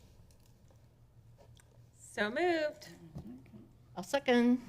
I'm up, got my hand up, of course. Yep, I got speaker, Ms. Spray. I did pull these, there's 2 that I pulled from the consent through my briefing. The 84,000 and the 75,000. I pulled the item and printed out all of the documents that are connected with this, and the whole project overall is $16,700,600. I would like to explore the option of getting and I'm actually asking for a motion to request the superintendent to do get an appraisal of this building and this site. I think that this site is highly desired and could be, I don't know, either sold and we can look at another site for the support staff, opposed to renovating a building that's been here since the 80s, from what I understand. We, just in mechanical, we do not know what is behind some of these walls. It's gonna be a guesstimate. And when you take things down and start renovating, this could be it could just eat us alive. I'm afraid of going down that path with this project. I know it was in the capital budget, that it was approved on 9/6/22. There's not a contract signed from what I could see. This is just the beginning of it. But I would like to see if perhaps we might be sitting on a property gold mine here and look at what we can do, and looking at maybe even taking advantage of the Wakeland site for the support center. So that's my directive, is to get an appraisal on this property for commercial. So my question goes, Mr. Dye, what's a proper way for her to make a motion on that would be a completely different motion than what we're approving the agreement between us and Wharton Smith? She's wanting to do an appraisal. What would be the process? Or my gut tells me that let's workshop this and then discuss. But how would she do a motion? Appraisal would be beneficial to have at the workshop if we're going to discuss selling the property. What are your thoughts on that? I would characterize it as an alternative motion that she made. Okay. So she's making a new motion that's different than what's being proposed. Right, and she need to get second. Yeah. And then Yeah. I can revise my motion to say that we basically hold off on this until we do workshop it and get a census on, because like I said, I think that this property is highly sought after with all of the people and corporations coming to our state, that, we might be able to renovate the Wakeland Center and accommodate a lot more things that we need to do with, saving this kind of money. We don't know what this place is worth. Have we not? When's the last time a corporate appraisal has been done on this? Mr. Chair, just a couple of things. The prior board approved the renovation, and we did not get an appraisal on it. The building is about 25 years old, so a renovation is what the board approved. You do need to know that this site, not this building, but this site prior was the school board building. Prior to that, it was a school. So this location in the county has a history of being an educational corner. So, you know, for what that's worth, this has been an educational location for quite some time. There was an older building, there were other schools here. That might be of significance or importance to the board knowing that. There was not an appraisal. The board did workshop it. We had a facility study 6 years ago to evaluate all of our facilities. When it came in, that's what we have used to determine which ones should be renovated, which ones, you know, we did a whole comprehensive study, plus we rezoned some buildings to make the district more efficient. All this has happened within the last 5 years. This facility, it was a Jacobs facility study, was one of those 8 buildings that was deemed and suggested it to be renovated and not otherwise. Can a different board choose to sell it? You can, but there are very specific ways that you would go about that to get your best opportunity. And then remember, there's a lot of people that work within this building. They would not fit within the Wakeland school site as it's deemed. That one you would have to do a custody study, tear it down because they were structural, and then get permission and how much would it cost to rebuild a new facility. So all of that would need to be taken into account if you were to sell this and have a different administrative office. Mr. Tatum? I'm trying to organize this all in my head, what we're doing right now. So we have a motion on the floor, right? And there was a second to it to approve this item. And then Mrs. Spray has some concerns about going down this road. So we're in the phase now of discussing whether we should, we're discussing the motion, right? She is not, Ms. Spray has not given a motion to do anything yet. Okay. Like, I motion that we stop doing, this has just been. We could table it, for instance, and discuss it another time. Is that, not that I want to do that, I'm just trying to organize the Robert's rules. Unless she comes back and actually gives a motion. Right, okay. So, Ms. Saunders, what you were just talking about, there would be a lot of logistical things to have to do. If we decided to stop this or table it and do a workshop on it and come back to it, what are the ramifications of delaying this item, I don't know, another month or two or something like that? What are there serious ramifications to that? It puts some project behind. It would put this project behind, but there's no ramifications.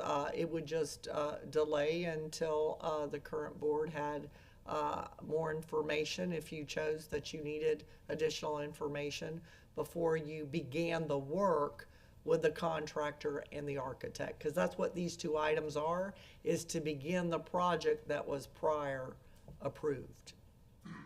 And so, Ms. Spray, what I hear you saying is that maybe we could, the big picture, we could sell this property for, I don't know, let's throw out a number, 20 million, and then by renovating some of the building and moving the operations in this building over there, that would only cost us maybe 12 million, and we make $8 million off the deal. Is that the big big idea, or? I read Exhibit F on this, and this $16 million is for renovations and remodeling to include evaluation and possible replacement. So we're all here to evaluate the roof systems, mechanical, electrical, lighting, plumbing, interior finishes. In the briefing, I was told that pretty much a lot of the interior finishes, maybe some of the carpets and furniture would stay. Building envelope, which is walls, doors, and that kind of thing.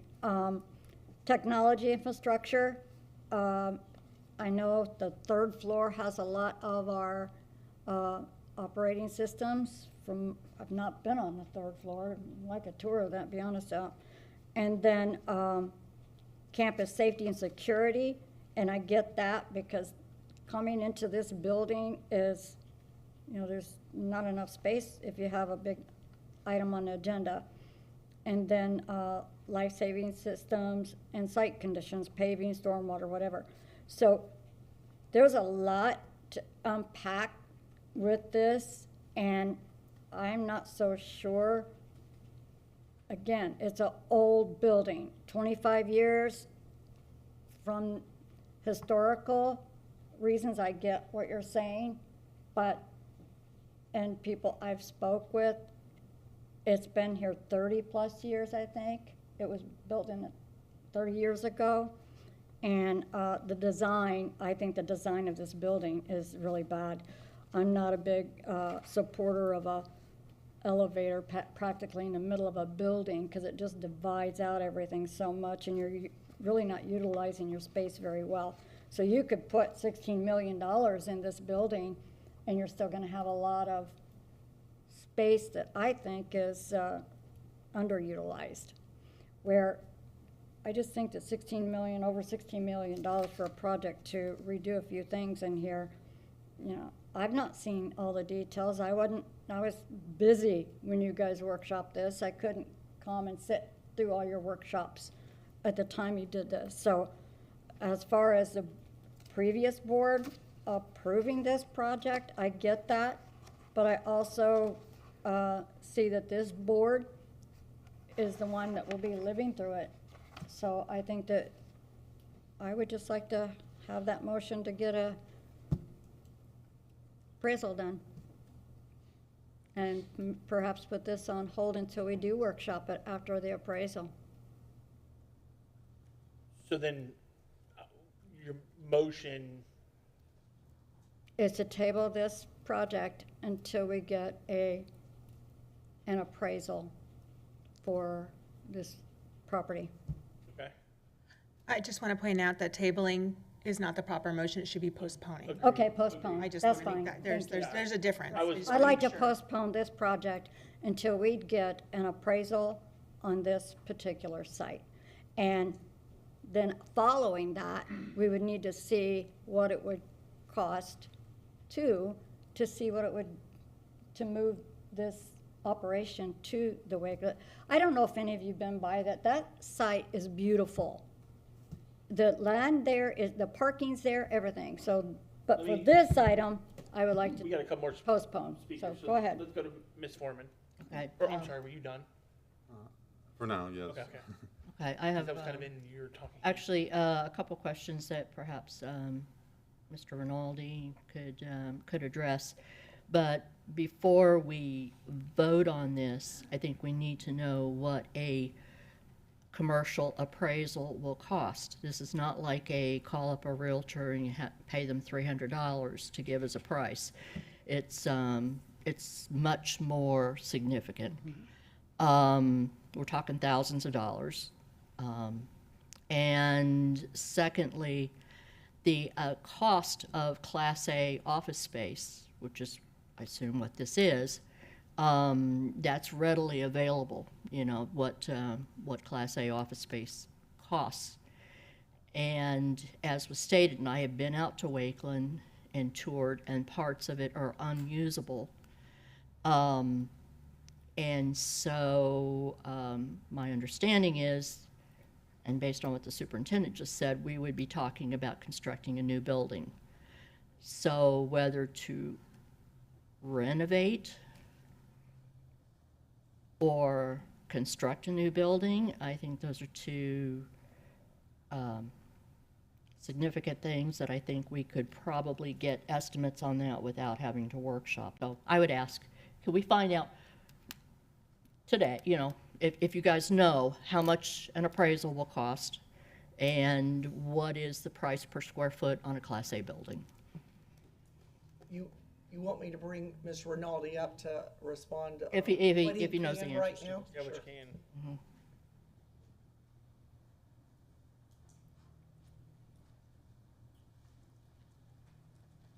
Good morning. At this point right now, most of the appraisals we do are greenfields for educational facilities, not a downtown facility such as this. So even what the cost of the appraisal, I cannot tell you off the top of my head, but by the end of the day, we can talk to at least 2 of the appraisers, possibly 3 that we have on continuing service contracts to get at least a quote, and then ask them to submit proposals within a week's time to us as well. And cost per square foot, this is probably more of a Class B, Class A slash Class B, and we'll do some analysis at that same time, and we'll use some of the numbers that they provide for us as they do their appraisals to come up with what it would take to construct we're approximately 72,000 square feet here, to construct 72,000 square feet, and we have about 3 acres worth of site. And as you know, most of it is parking, so to do, 2.5 to 2 acres worth of parking as well. So we'll do some due diligence and get those numbers together if requested.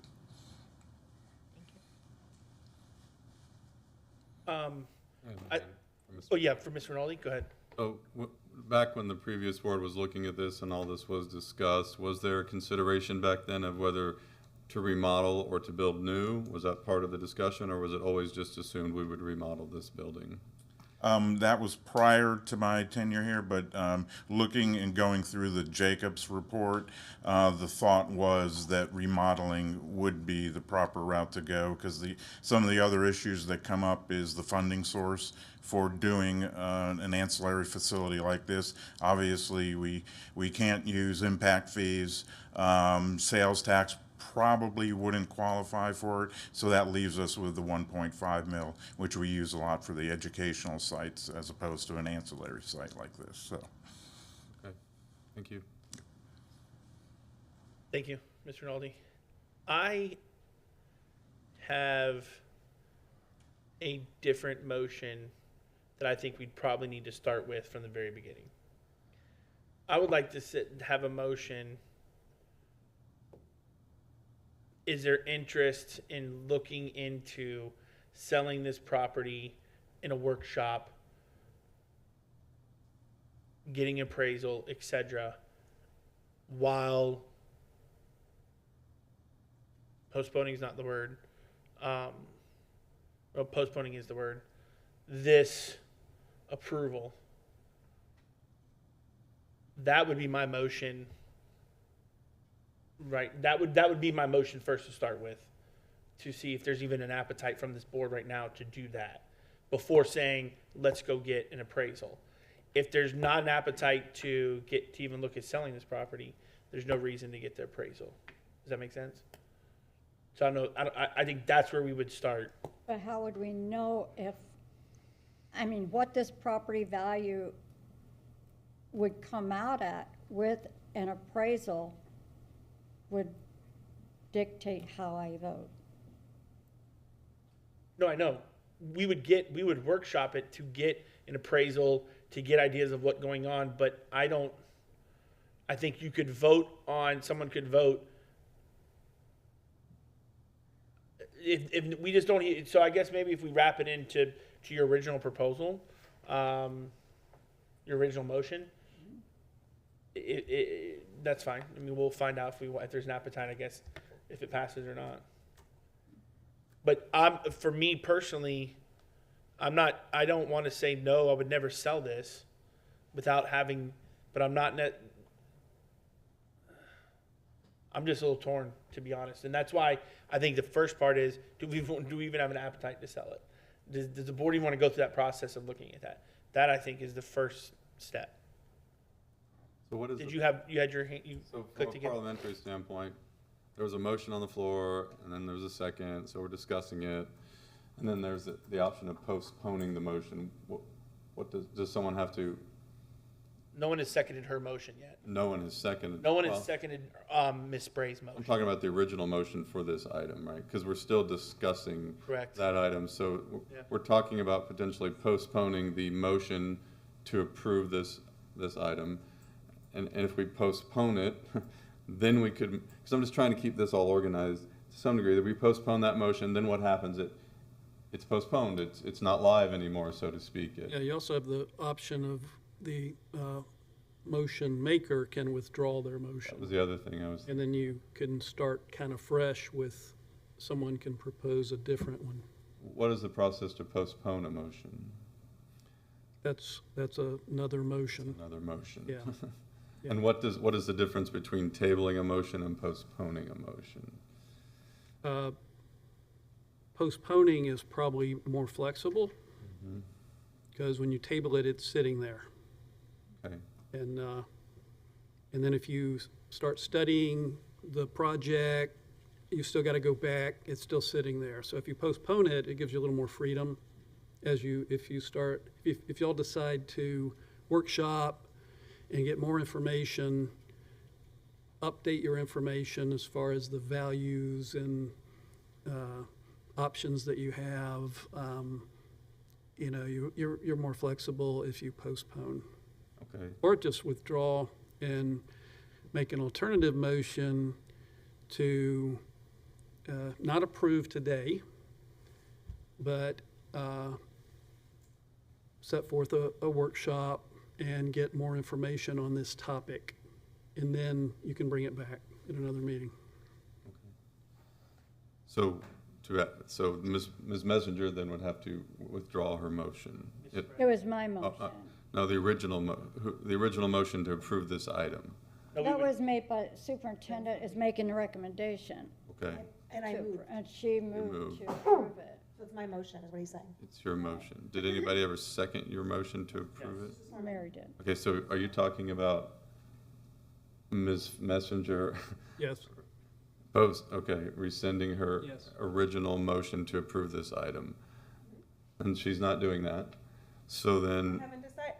I'm just sitting here taking it all in. I haven't said any one thing or another. I know, I'm just trying to organize this so we can keep it organized. So, or I could make a motion right now to postpone this item and look for a second on that. Yes. Which I did. I did. So, Hold on. Go ahead. So I'll move to postpone this item. I'll make that motion to postpone this item. Is that a good thing to do at this point? Yep. Okay, You so I need- move to postpone this item. So you're only changing from Ms. Spray's motion, you're only changing, you just want to postpone. You don't want to have an appraisal obtained for this. I'm postponing Ms. Messenger's original motion to approve this item, so that motion now is off the table, and then we can move on to a discussion. Someone could make a motion to get an appraisal, and that would be a new motion. And then we could have a discussion about whether there's an appetite to do that or not. Just Yeah. see what I mean? Yeah, but we had a motion already, and we hadn't voted on, she never got a seconded, right? She never got a second. So then it's So can I restate my motion? Can I just say a couple of things for you to think about what type of motion you want to make? Right now, after a facility study was done, it was deemed because of the year of the building to renovate it. There are a number of things you want to consider, and Mr. Rinaldi had stated some of them if you want to sell it and have a different administrative office. First of all the funding sources that we use for schools cannot be used to build a new administrative office. So we're limited with which buckets of money we can use. So therefore, a $16 million renovation for the size of this building is probably cheaper than building a new facility somewhere else. Secondly, the Wakeland site is a school. So for us to make it, we transferred it to a resource support center for food service. But for us to renovate that one, we're going to have to do a study there to see what we can do. Can you tear it down? Can you build upon the foundation? There would have to be things done there before you could move forward, okay? So you want to see how much is this? How much would it cost to go somewhere else? And is it viable financially? Secondly, you need to think about where you will house, because when you sell the people here, they have to go somewhere to work until you renovate another space. So you need 3 prongs if you're going to postpone to do a workshop or so forth. So if you're making a motion to postpone because you want more information, I suggest you put those considerations in there. How does it affect your capital budget? What funding source? How much is it going to cost at another location? Can you use that site for that purpose? And where do you house the employees in the short term when you sell it? Because you have to sell it to have the money to move forward. So if you're going to make a new motion, I'm just asking that you think of all those pieces so that we'll be fully prepared if you have a workshop to come in and address those items. So I think that, yeah, if there was ever a motion to postpone to look into it, those things would have to be, but that doesn't have to be in the motion to look into those things. We could just motion to But you would want, You want that information. You would want that information, so we're all inconsistent here with understanding what information would be needed to deliver to the board. Ms. Messenger, you were on the board. Yeah, I've hit that button 3 times and it just keeps going away. Just some things to consider. To get a Castaldi to say you can tear down the Wakeland site could take 6 months, at least. So you're not even going to get an answer that you want probably for 6 months or a year before you even know you can do what you want to do. Just something to consider. This is not short term. This isn't next month. This is probably a year from now. You'll know whether you can even do what you want to do. I'm not for or against this. We have had this conversation before on this board, actually. And I think that the consensus was at that point was that it just was not the most cost-effective way to use money.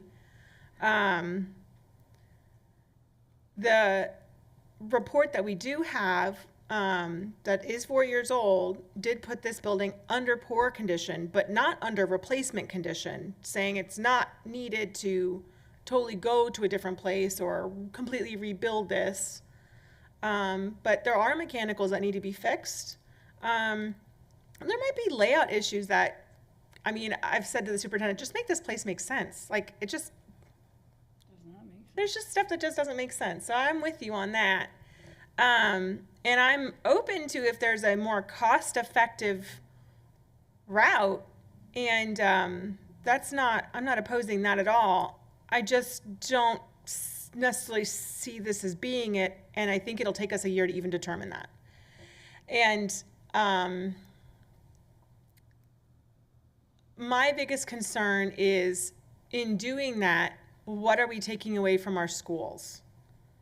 In wanting to have a brand new, pristine looking building somewhere else, well, that's what's going to have to happen at Wakeland. There's not enough space there for all the people that are in this building. There's just not. There just isn't that much space. And it's in such terrible shape that we couldn't even use it as a school. So we're going to have to either fix it or tear it down. And then we're going to have to rebuild something like this in order to make that work, because you need space for parking. So that means you have to build up. So it's going to have to be a brand new building. That's what we're going to have to build there, if that's the idea. Not necessarily against the idea, but I don't see that being the most cost-effective of ideas. Because we're looking at, here's $16 million, which we have planned for, versus something that could be $30 to $50 million. And you might scoff at that number, but Harvey Elementary cost us just about $30 million. We're looking at probably building something bigger than that, or at least comparable but higher. So finding that money in a source that we can use it will be the difficult part. Not to mention the amount of debt we've already committed so that we could focus on our schools. The amount of debt that we will have to then take on to do that. And I know your hope would be, well, we'd make so much money on this, it would pay for that.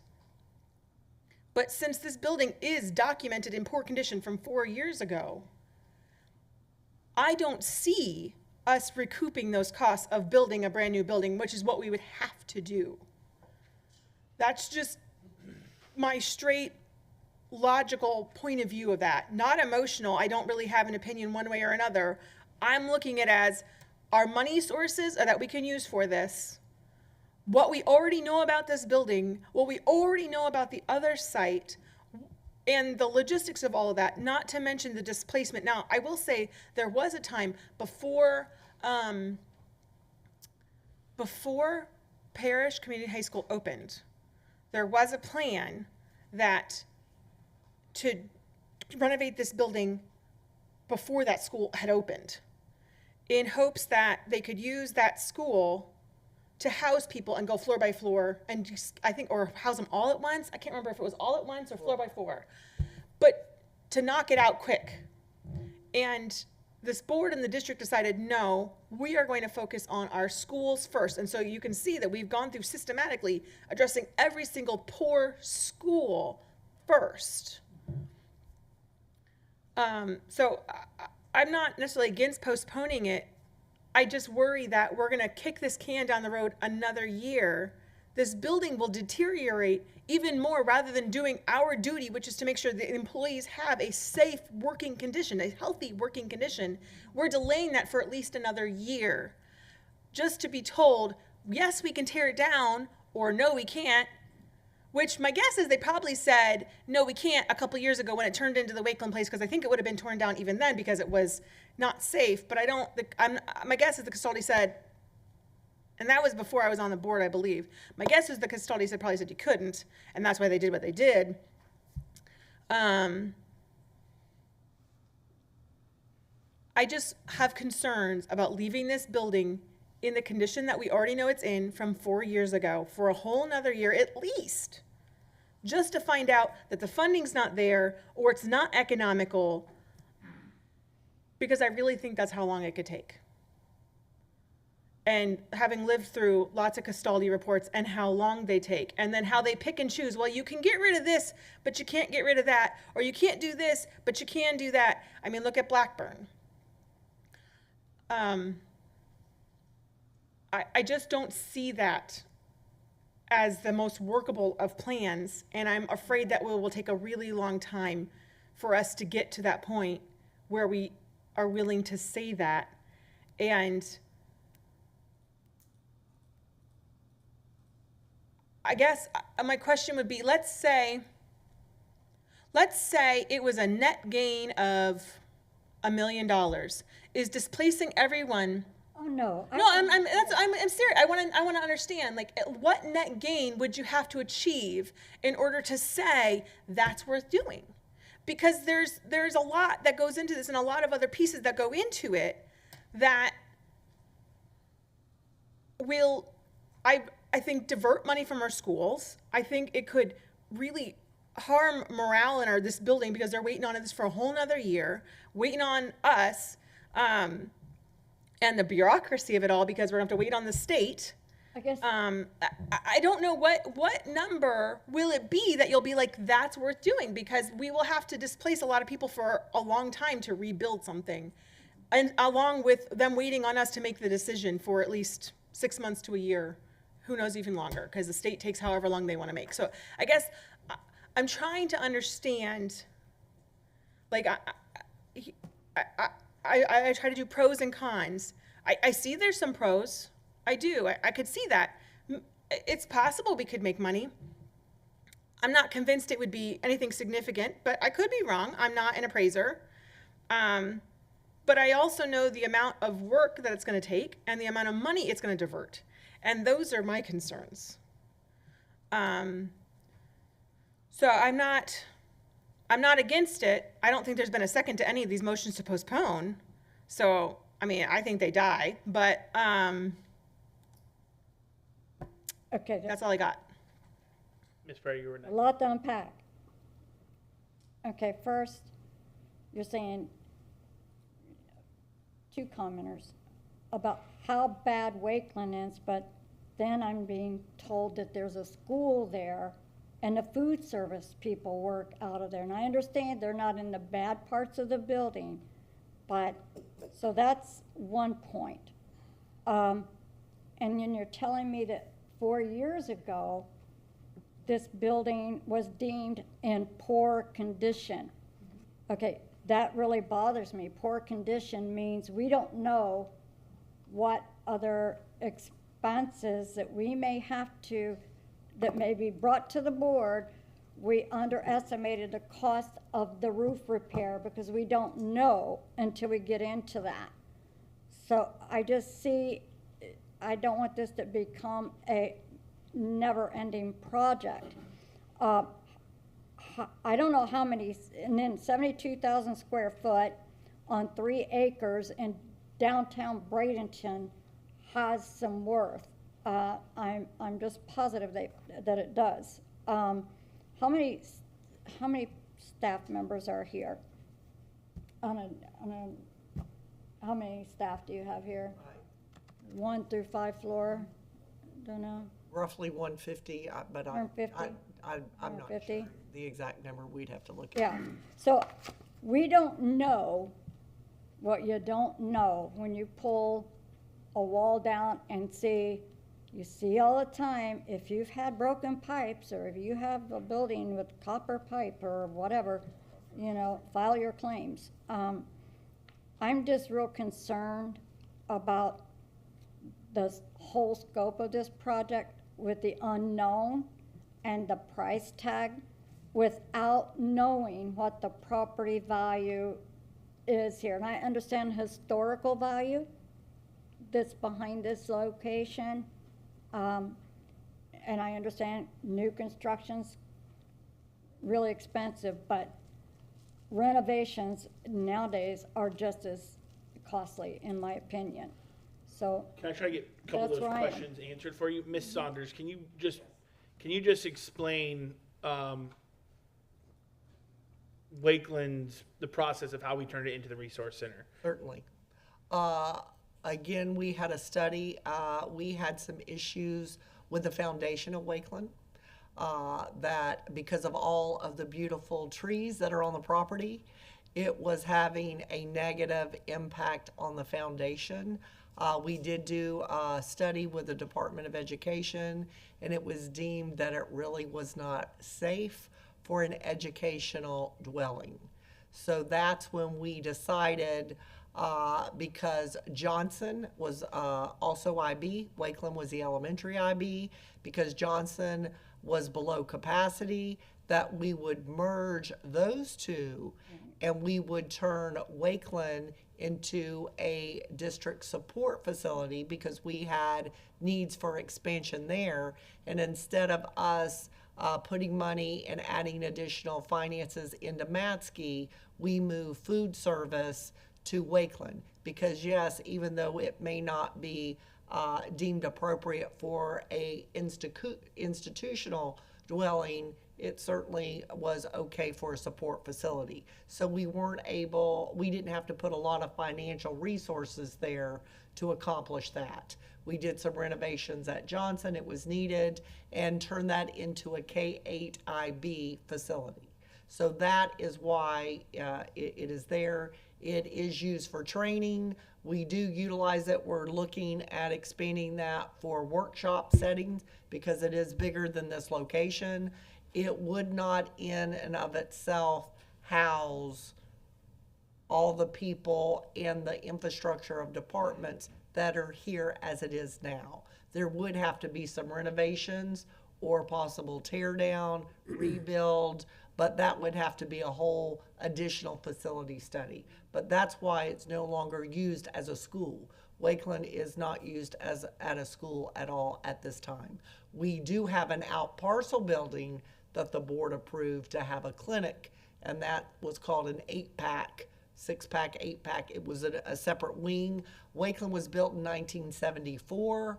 That wing was built probably 20 years ago. So that is being renovated for the employee clinic, and that's separate from that main structure building.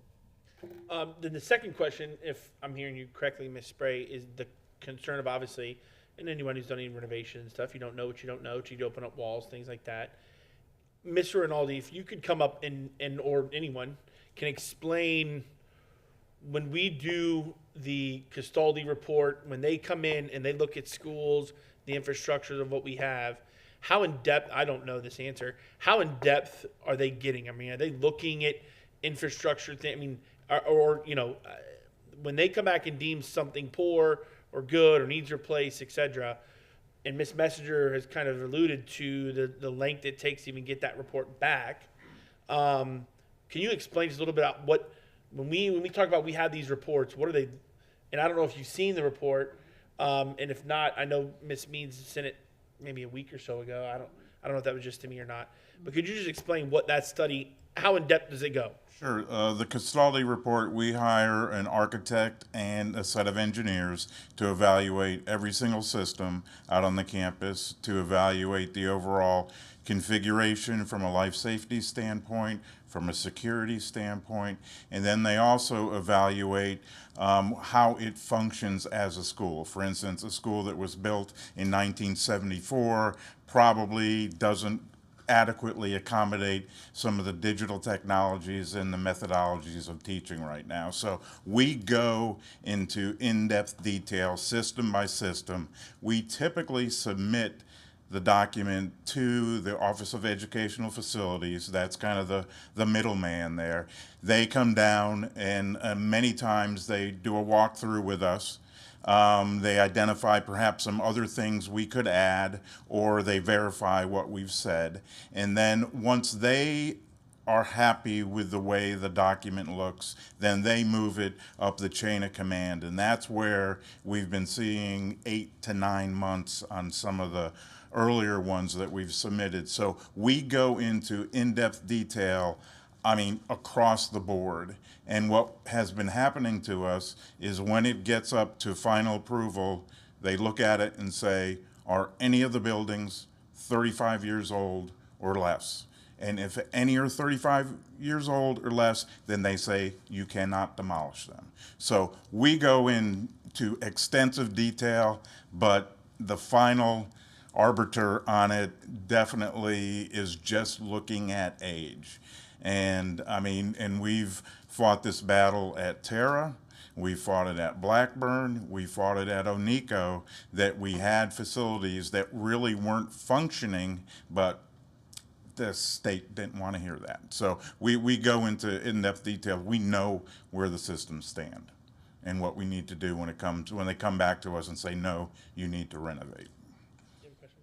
Yeah, I'm just recalling, because I sat in on the meetings where you selected the architect and the engineering firm, and when they presented their proposals, they were up in crawl spaces and all kinds of, so I mean, pushing it's not, ceiling tiles they did not walk around and go, oh, we could do that and that, so I just. Pretty detailed. It was very interesting meeting, so. Yeah. But unfortunately, it's that 35-year milestone that DOE is holding everything to right now. Okay. Any questions to Ms. Rinaldi? No. I've got Ms. Messenger. I just want to be clear. You asked about the Castaldi, but then you also commented about the report that received, and those are two different things. Right. The report that we received is a facility study that we had for every single building that we have in Manatee County. That is not the Castaldi. A Castaldi is a report that we make if we want to tear down a building. For instance, Blackburn. If you haven't been in Blackburn, it makes 0 sense. It just doesn't make sense. And they came back and said, well, you can tear down this part. Well, thanks, it has flying termites. I appreciate that. But you can't tear down this back part. So that's a Castaldi. What we received is not a Castaldi report. What we received is a facility study, which was a team that this board paid for that went to every single site and reviewed and looked into everything in depth to determine the Condition, yeah, that's a good word to describe the of all of the buildings, so that this board could make decisions based on data, not based on, oh, well, I live in District 2, so I want District 2 on, you know what I mean? So it wasn't pet projects, it was data-based. So those are two, I just want to make sure that those really clear, those are two different things. What we received is not a custody on that. I think we did, I mean, we've seen I see the stuff from facility Black. study of 1 through not, All of them, yeah, and it did list this one as poor, but I will point out, we've addressed Braden River Middle School, we've addressed Hale, we've addressed Onika, we've addressed Witt, we've addressed Sugg, we've addressed Blackburn, we've addressed Tara. So, This is the last one, well, theoretically. And Palmasola. But we just received the custody back on Palmasola, because if we renovate, we do a custody report as well before we renovate to address the same concerns that Ms. Bray said. Is it in such condition that we should tear down and build new? Or is it in such condition that the state won't allow and they recommend a renovation? So, and I will say that this facility study also did that. It had recommendations for replacement, and we didn't have any buildings in the very poor, and we didn't have any in the recommended replacement category. So even though poor sounds bad, and it does, I mean, but we actually fared extremely well on this report because of the age of our facilities and the fact that we continue to maintain them. And that does tend to be more cost effective than having to rebuild the whole thing. And this board has had that debate on other school sites as well. Wit. So. Mr. Chatham had a question. So I'm just trying to, again, keep this kind of organized to where we're going. So we had a motion to postpone, and that wasn't seconded. Mrs. Spray made a motion, which I kind of think is an amended motion, but that wasn't seconded. So we're still kind of back with the original motion from Ms. Messenger. Is that kind of where we are? So if, for a parliamentary question, so it seems like by voting on the original motion is a way to kind of, for lack of a better term, pull the board to see if there's a desire to look into this further or just to approve it. So my question to you is, if we have a vote on the motion to approve this agenda item, and let's say for some reason it would be to be voted down, how do we ever bring it back? Because if we want to move forward with this building renovation, we have to do this. How does it get back on the agenda someday in the future? One of us reproposes it. I mean, once you've voted down, because if we vote this down, then it's gone, right? Yeah, a different person can bring it back. Different person can bring it back. Yeah. Okay, at another day, at another time. Okay. So I guess what I'm getting at is my recommendation at this point would be, since the motion to postpone wasn't seconded and Mrs. Spray's motion wasn't seconded, that we take a vote on the original motion by Ms. Messenger, and that will kind of let us all know whether there's a desire to move forward with what Ms. Spray is talking about, or just to approve the motion. I agree with you. But my question, that's something you just brought up, if it's voted no, and then all of a sudden 2 months from now we want to bring this back up, we have to go through the whole bidding process, et cetera, again? No, I don't think so. Okay. It'll just be in the same status as it was before today. Okay. Yeah. And my desire is basically to explore other options that the previous board may not have thought of. What is the appraised value for this? And if Wakeland is so bad because of the foundation, because of all the trees over there, maybe we should sell that to renovate this one. I don't know if it's that bad. I mean, we're talking money. I'm just throwing that out there. If it's really that bad of a site, why are we maintaining it? And, anyway, but that's So my. I have other speakers. I ahead. don't know, Ms. Foreman, were you on or you just not click off from last time? I guess we gotta click off. And Ms. Messenger, I have you still on too. Really? I think I turned And mine Ms. off. Spray. This thing's acting wonky Is today. it? Yeah, Okay. because I really did. Like, I had to hit it 3 times and Okay. it kept going No away. worries. Sure. And again, all my intent was to have a conversation about it and to explore other options that maybe that were not considered. I would still, wonder what the appraised value of this is. Mr. Dye. Yeah, great discussion. New board, it's a big decision, a lot of money. You know, putting on my real estate hat, I think the superintendent and myself and the staff can get information on an estimate of value without a full-blown appraisal. And you can have that information. You know, we recently had a full appraisal process on the Brandon Middle School, just, you know, walking distance from here. Yep. That had all kinds of comps and buildings and whatnot. And I think that opinion will give, you know, will help with some of the hesitation. But some great discussion information's come out today. Construction costs are astronomical right now. All of that, I think y'all, if you get refreshed on all that, will help you make a final decision. So with that being said, in February, we're looking at, we have on the agenda in February in a workshop, Palmersville Elementary, and looking at that study. So I would like to make a motion. Can I? Yep, go ahead. I think I can solve this. Can I talk? You can go ahead. Okay. I don't believe that an appraisal will answer all of our questions. Sure. I really don't, because you can find out it's worth $20 million and then find out that building something new would cost 50. Well, that's actually not beneficial to us. So I don't think that will answer all of the questions that I would have if I were to truly go down this path. But it sounds as if there's enough people that want that information that I'm just going to withdraw my motion. Okay. So now, I'm not withdrawing my second, though.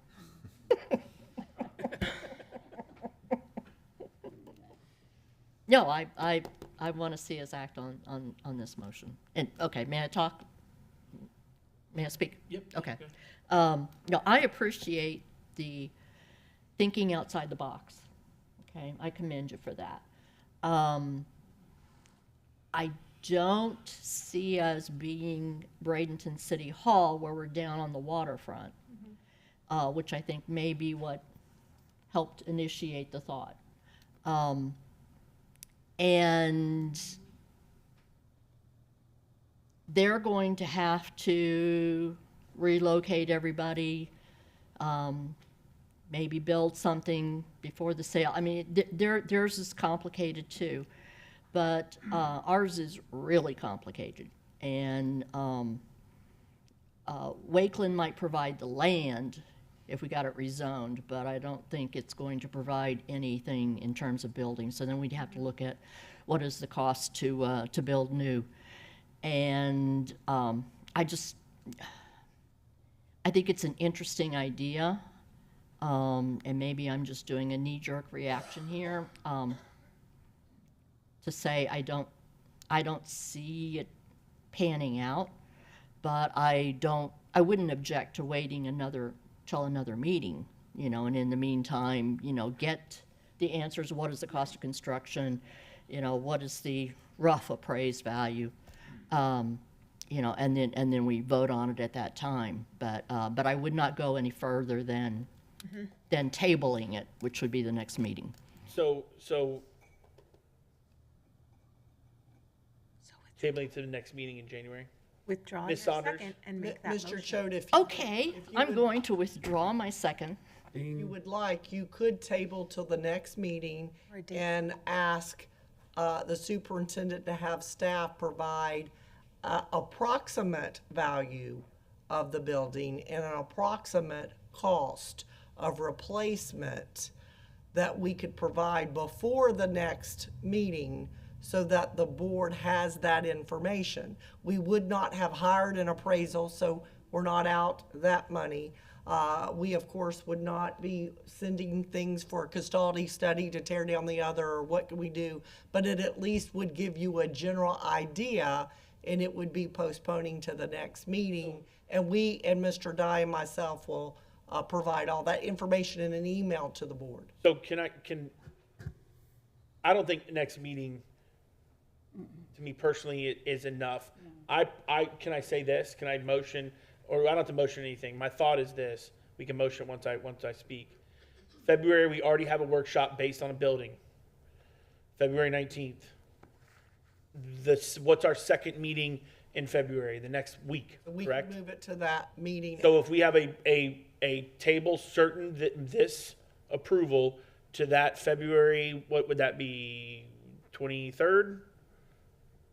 We can look it up. February 28th, because the workshop is on the 17th. Correct. Okay, so then this is just, I'm sorry, this says date requested, I'm sorry. So yeah, so we have a workshop in February where we're already talking about a building. So can we attach this, I would say, move this agenda item to the meeting after that workshop, which I don't know the date. And in that workshop, that gives the staff enough time to gather some information on basic appraisal, basic what we think. We know Champs is selling, look at what the equivalent is, etc. And from at that point, at that workshop, look to see, here's what we have, not only what this is, but what is going to cost to house for X amount of years, what is going to be to, etc. So all those things that you mentioned earlier, you listed 3 or 4 items that have to be considered, that's considered, and then we know, shut the door on it, and it's done, and we vote on it in 4 weeks. The 28th of February would be the board meeting date after the 17th workshop. Okay. Okay, to move this along, Yeah. I move that we postpone items 2 and 3 until February 28th. Okay. Second. Do we have a second? Any more discussion on that? Only that you never know, maybe the mayor would look into our site, because I know they're Sure, looking at some possibly. things too, so. But I'm not worried. I'm saying, is any discussion right now to do what's there? Only that my request would be that I know that I don't want to kick this can out any further down the Agreed. road. So I want as much comprehensive information as we can get in that very short amount of time. Understanding the fact that we don't even know if we could even tear down Wakeland, even if we could, right? I mean, we won't even know that for another year if we were to go down that path, but at least we'd have enough rough numbers that you could make some sort of decision. That's my only request, which I think has been stated. Agreed. So we got a motion, we got a second. It is up on our screen now to vote. So if you could log in your vote there. And it passes unanimously. Thank you very much. Good discussion. Thank you. Got through it. I think we've done 3 as well. Yes. In that Okay. discussion. Yes, Okay. yes. Okay, good. That brings us to item number 4, Superintendent Saunders. Yes, I recommend the approval of the budget amendments for November 2022. So moved. I'll second. They're so small. Chair, Yeah, we what could I like would to- like to do at the beginning, generally, we have the CFO or the budget director come up to give an explanation. But at the beginning, I would like to introduce our new CFO, Rachel Sellers, she's going to go over part of that statement, and then our budget director will carry through. This is her second day on the job. Welcome. Thrown in the fire. So, okay, I'm Rachel Sellers, and I'm your new CFO. And so I understand we've got 2 new board members, so I thought I would take this time as we're going into this to talk about the budget amendments. And before I turn it over to the budget director, I thought I would give a brief overview of the fund columns that you're seeing in the budget table. The district reports the amounts in various governmental funds, specifically general debt service, capital outlay, federal funds, food service, internal service, and trust and agencies. Now, the general fund, that's your primary operating fund of the district. That's where the district accounts for all of the financial resources not required to be accounted for in another fund, and for certain revenues from the state that are legally restricted to be expended for specific current operating expenses. Excuse me. Now, the debt service fund, that's where is accounting for the, excuse me, the payment of principal and interest on long-term debt, specifically to account for the accumulation of resources for and the payment of the principal, interest, and related costs on the sales tax revenue bonds, the certificates of participation, and the school bonds issued by the State Board of Education on behalf of the district. These bonds are payable from the district's portion of the state-assessed motor vehicle license tax. Then you have the capital outlay funds. Excuse me. Okay, that's where you count for the financing and acquisition or construction of the capital facilities, such as a new school building or additions to existing buildings, or for the major renovation project. Specific funding sources include the local capital improvement tax levy. That's used for educational capital outlay needs, including new construction, renovation, and remodeling projects, new and replacement equipment, motor vehicle purchases, and payments on the current anticipation notes and certificates of participation. Also, other sources in the capital outlay funds are received from the state for the construction and maintenance of the schools. There's also various resources like certificates of participation, capital outlay sales tax, impact fees, sales tax revenue bonds, etc., to be used for the educational capital outlay needs, including new construction, renovation, and remodeling projects. Also, another source in the capital outlay funds is the excess dollars received through the state's capital outlay and debt service program used for the construction and maintenance of schools. Then you have the federal funds, and that's where on those funds you count for several federal grant programs, resources provided for emergency relief to address the impact of COVID-19 on the emergent elementary and secondary education. Also, for activities of various federal programs according to the specifications and requirements of each funding source, and also for the student and club activity funds that are collected by the schools and held for students and athletic classes and club activities and more. Then you have the food service column or fund, and that's where they count for the activities of the food service program and serving the breakfast and lunch at the schools. Then you've got the internal service fund, and that's where they account for the district's individual self-insurance programs.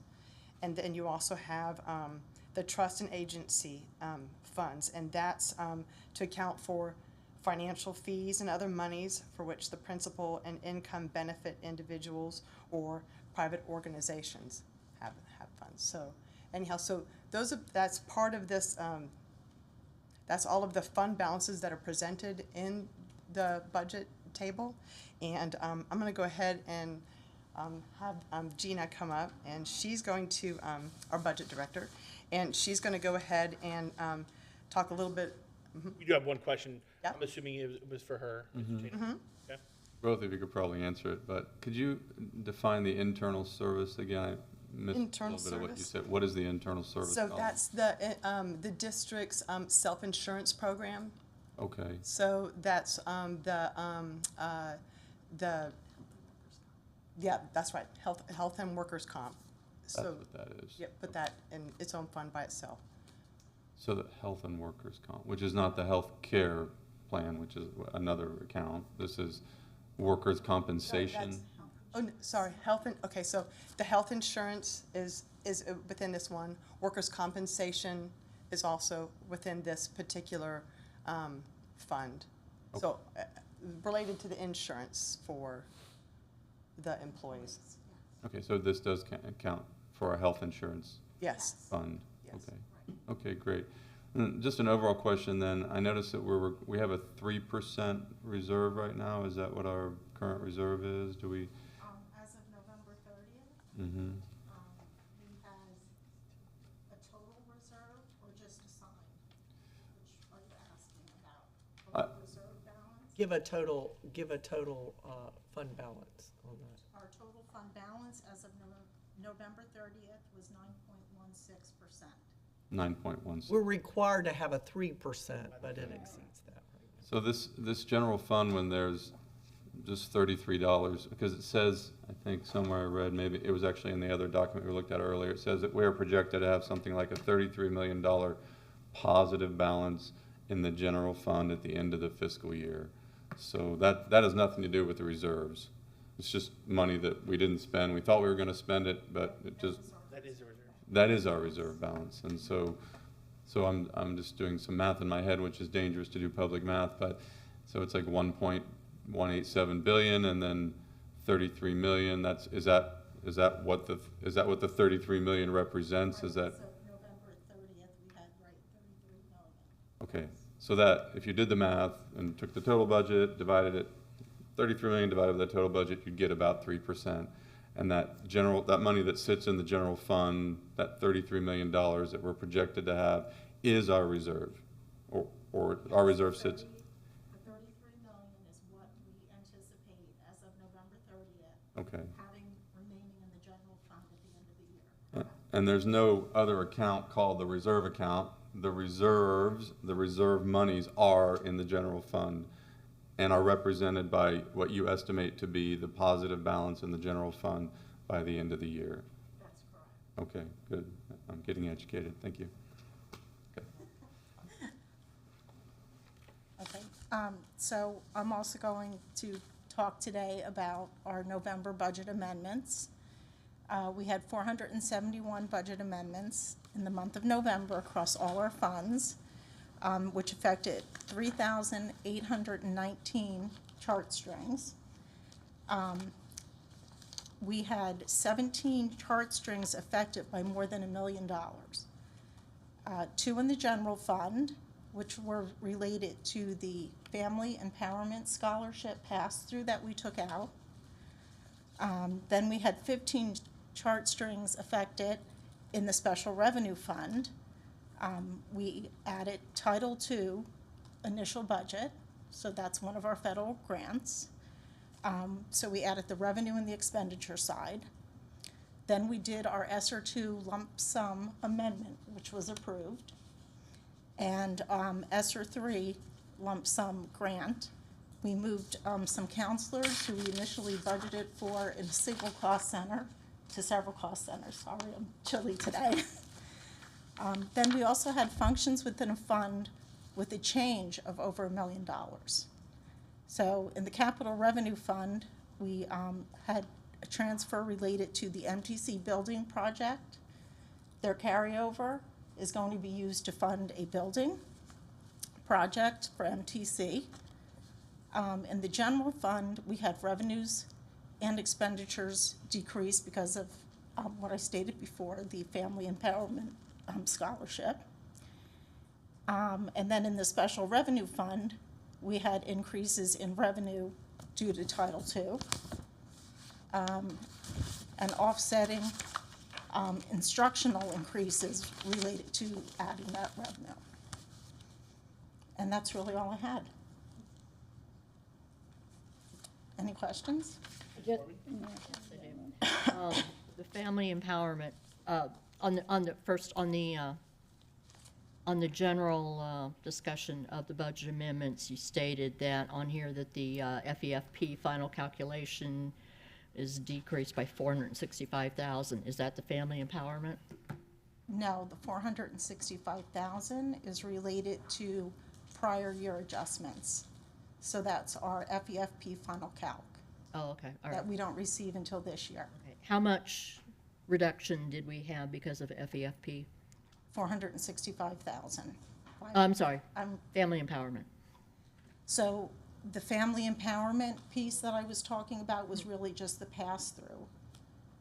It wasn't part of the 465. Okay, yeah, but we are reducing, I assume we're reducing our revenue budget? It's about 20 million. 20 million? Yes. How many students do you know? I don't have that off the top of my head. I can get that to you. Do you know offhand what it was? You can do a rough number. They get about 8,300 per student. if you want to just kind of do a rough calculation. That helps, thank you. How does this compare with prior year? I mean, have we lost, has the number gone up? Yes, the number has been increasing. Yeah, do you recall what it was last year? No, I'm not exactly sure, but I can get that for you. Yeah, I would, if you wouldn't mind letting Ms. Means know, what it was last year and the number of students, that would be really interesting. And remember, Ms. Foreman, this process and procedure, and we kind of talked about it with our legislative workshop, this procedure of how they're funding this has only been in place for the last few years. Prior, we had a McKay scholarship, and we would have roughly in the neighborhood of 500-600 students, and that has been expanded now. And McKay was assigned to really ESE students that after they were in attendance for a year could qualify for a private school. If they qualified, then the money followed them. They changed the procedure for the family empowerment to where anyone attending a private school based on a certain definition, you could have always been there, can qualify for these funds, and they may never have been in our schools. It's very, very challenging for districts to anticipate and to budget.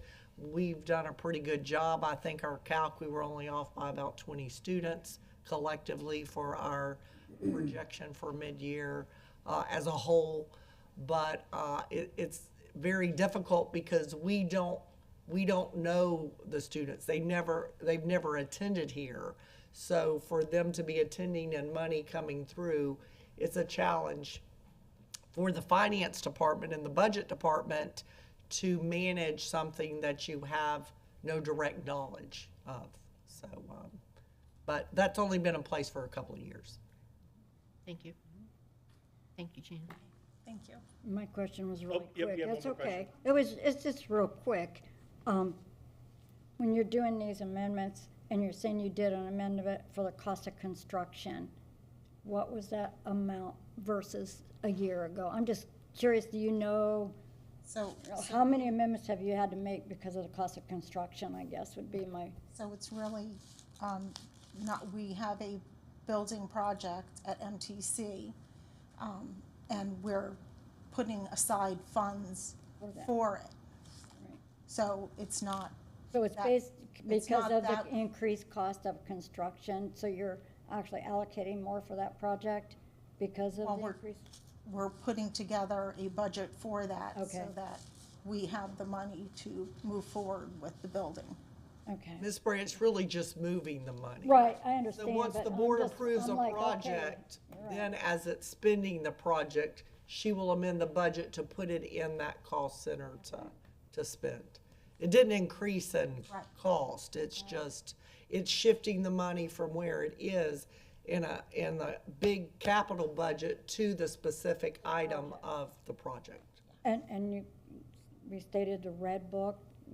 Have you gotten a copy of the red book codes and all of that, I'm sure, by now? Maybe. I just, email. yeah, it's called the red book, and it just shows you the cost centers and all the digits with all of these numbers behind it. That's why I'm going to that class, hopefully. They're gonna fill my brain with all that. It's on our website, you can pull that, and it will help you here for how our cost centers are and all of that, because I printed it and have it at home and refer to it quite often. Mr. Tatum had a question as well. Yes. Either for you, ma'am, or for Ms. Saunders. We talked about this last year there was a little snafu with substitute budgeting towards the end of the year, and I noticed there was an item today about that. I think you and I talked about this in our pre-briefing, but remind me again, we're on top of it this year so that doesn't happen? or- Absolutely. We have more funds still available in our budget for our substitute needs than days left to spend in the year. So we're definitely on track and on budget. We ended last year with money still left in the cost center reserve. It was the year before that we had to go in and amend. So I do feel Mr. Wagner and his team has done a very good job with the system of managing and paying attention to those costs as the year goes on. This situation that we spoke about wasn't based on that regular situation, but because of the mandated training to ensure compliance of that statutory amendment, so. Yeah. So is there, and I don't know what the accounting term is, for me I would say pot of money. Is there a pot of money that just sits there and it says substitute teacher pot of money? Yes. What's the technical, what cost center, is that? Cost center for ESS, which is our, our substitute vendor, yes. And so it's not part of the general fund, it's in its own little cost center. And We've already moved that money to be expended for that purpose. Okay. If there's monies left over at the end for any of these revenues, we pull them back, and it will be part of that general fund to be reapportioned the next year. Okay, so that's what happens at the end of the fiscal year, is to the extent that the law allows us, Right. if we have cost centers that have excess funds and comes some back. state statute that says you gotta keep it there, it all comes back into the general fund. Correct, and that's what happens we close all of our books in June, and so you really won't see our actual fund balance in many cases till July, because we're pulling all those dollars back in and reconciling those unspent funds in those POs that have already been generated. Okay, thank you, thank you. Thanks, man. So we got, thanks, appreciate it. All right, moving to item number 14, new business with no superintendent recommendation. Item number 1 under this is approval of travel expense associated with the school board members' attendance at the consortium of state. Yeah, we have to vote I on guess we need to vote on that. Oh, I'm Budget sorry. amendments. Let's go ahead and vote. I jumped ahead. My apologies. Thank you. I'll go ahead and vote on that, and it passes unanimously. Thank you. Okay, Now back to item number 14, number 1 under that, no superintendent recommendation. Approval of travel expense associated with the school board members' attendance at the Consortium of State School Boards Association, CASBA, inaugural national conference, March 30th through April 2nd, Embassy Hilton, Tampa, not to exceed $1,800. So moved. Second. Second? Okay, ma'am? And yes, you may. All right, this is one that I put in the request to attend. COS BBA is the successor, if you will, to the National School Board Association, which most of the state school boards pulled out, because of some of their actions in the past. So this is their first one. And I want to be totally transparent on this. One of the main reasons, I love training. I don't care, what it is, but, I always learn something. But this one is special. It's the first one. And my sister, who is employed by the Missouri School Board Association, has been asked to present at one of the breakout sessions. That's awesome. So I want to go and heckle her. But anyway, so I don't want anybody thinking that I'm hiding anything here, so. Well, if you have Okay. some inside information, we can heckle it, let us know. Yeah. Did you have? Yeah, I was just gonna request that when she comes back, that she gives us a report. That was Yeah, it. for sure. I wanna hear what And I'll has grade my happened. sister. Oh, well, I don't need that part publicly, but I would like, whatever information you get. All right, and let's go ahead and vote on that. If we can get that on the screen, Miss Means. That passes unanimously. Thank you very much. Item number 2 under their approval of travel expense associated with school board members' attendance at the FSBA Certified Board Member School Finance Forum, February 8th to the 10th in Orlando, not to exceed $3,200. I will so move. I'll second. Great. And just everybody know this is the school finance forum. And I think Mr. Tatum's going. I'm going, is that for 2 people or just one? I know I'm going. Miss Spray's on there. I'm too. I think going. Spray's too. I think I'm on the go. Yep, Oh, it's it's great. it's Yeah. essential. You have to. I mean, as a new board member, 100%. And that's a sufficient amount of money for 3 people? Somebody did the travel expenses, maybe? Yep, Yep. okay. Okay, great. And no discussion, did you? I have just, something? I already voted, I'm in favor of this because I think it's useful, but, there is a second one Yes. that I think is It's in later on in the month, like later. April, or I don't know, so just keep that in mind, that there's another one that is like a follow-up to this one. Yeah. All right, and that passes unanimously. Thank you very much. Item number 3, approval of consulting firm for superintendent search. And so in the motion, I'm assuming, we don't obviously have the firm's name. So someone would have to make a motion with that firm's name in it to then move forward. Based on our workshop and our discussions, I move that we approve FSBA as our consulting firm for our superintendent search. I second that. Okay, we got a motion, we got a second. Any discussion on what firm? Yes, Ms. Messenger. I do. I really have a request. Should this be approved by the board, my request is, and we discussed at the workshop how, since it would be under the $50,000 threshold, it could be done through the superintendent, but my request is that I understand to get the ball rolling, that might be necessary, but I would like for it to come before us. I do not want to put her in a position where she is approving the contract for her successor. I think that's just bad business. So while I understand the need to do that in the short term, in order to get us moving forward, should the board approve this tonight or today, I would request that we get a copy of the contract as soon as it arrives and that it come before us to approve, so that it is ours and not hers. That's it. Agree? May we just put in here not to exceed $60,000 and be done with it? I think you can give the authority for, when they send the contract for Mr. Dye to execute it and the board chair to sign. If you can kind of say not to exceed amount, and then we can draw whatever. Yeah, I think you can. I can amend my motion if you'd like, but I also was going to say that if it were to come back before us, we could also do it at that time. Right, that's what. So I'm fine doing that now, if that's the better way to do it. I just don't want to delay it. Okay. So, I move to approve FSBA, as our consulting firm for the superintendent search, not to exceed $60,000. Do you approve my amendment? I do. Ms. Spray, you're on. Yeah, I'm just,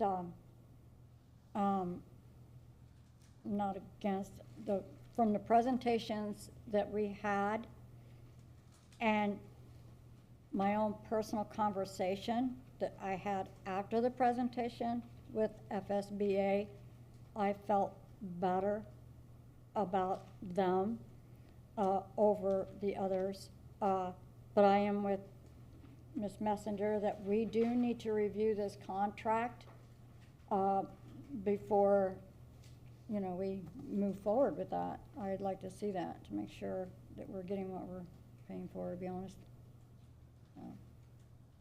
That was all I Did you had. not just? Yeah. But her motion. Her motion includes that, right, so, For us to sign that contract without having come back to the board. no. What I'm asking for is, what was stated at the workshop was that she would be able to move forward because it's under the $50,000 threshold. So you can sign it. That is true. What I'm asking for, perhaps it's ceremonial, I would like for it to come before us because I think that's an important vote for us. I don't think it should be on her. It's not, I mean, she's begrudgingly leaving. I understand what you're saying. So I don't think that's proper. I think it should be us. But I also understand we want to expedite this so we can move forward on our workshop on Friday. So I don't want to hesitate, but I want to make sure I see the contract. I want to make sure it does officially get approved by the board. That's all I'm asking. So You want me to execute one, but it still needs to come before the board for the board's it's in motion, but you get it back as well. right, and that's happened before when something exceeds a cost. But I'm saying before it even exceeds the cost, I just like for it to come before us. Am I making See it. and just for us to approve it. I think we should approve it. Like, she's going to approve it, but she approves lots of contracts, and then once they hit the 50,000, it comes up for us. This is not any different. It's just not going to hit the 50,000 before we approve it. That's all I'm asking. I want it to come before us, not just her. That's all. I agree. Mr. Tatum? I'm confused. And so I'm trying to stop. So it seems like we have two choices here. Either we tell you to approve it and you approve it, and it's a contract, it's a legal document, and then the people at the FSBA can get started on their work. And then we have something scheduled for the next workshop where that's, so if we don't, so I heard Ms. Messenger use the word approval twice, like Ms. Saunders will approve it, but then it should come to us for the quote-unquote final approval.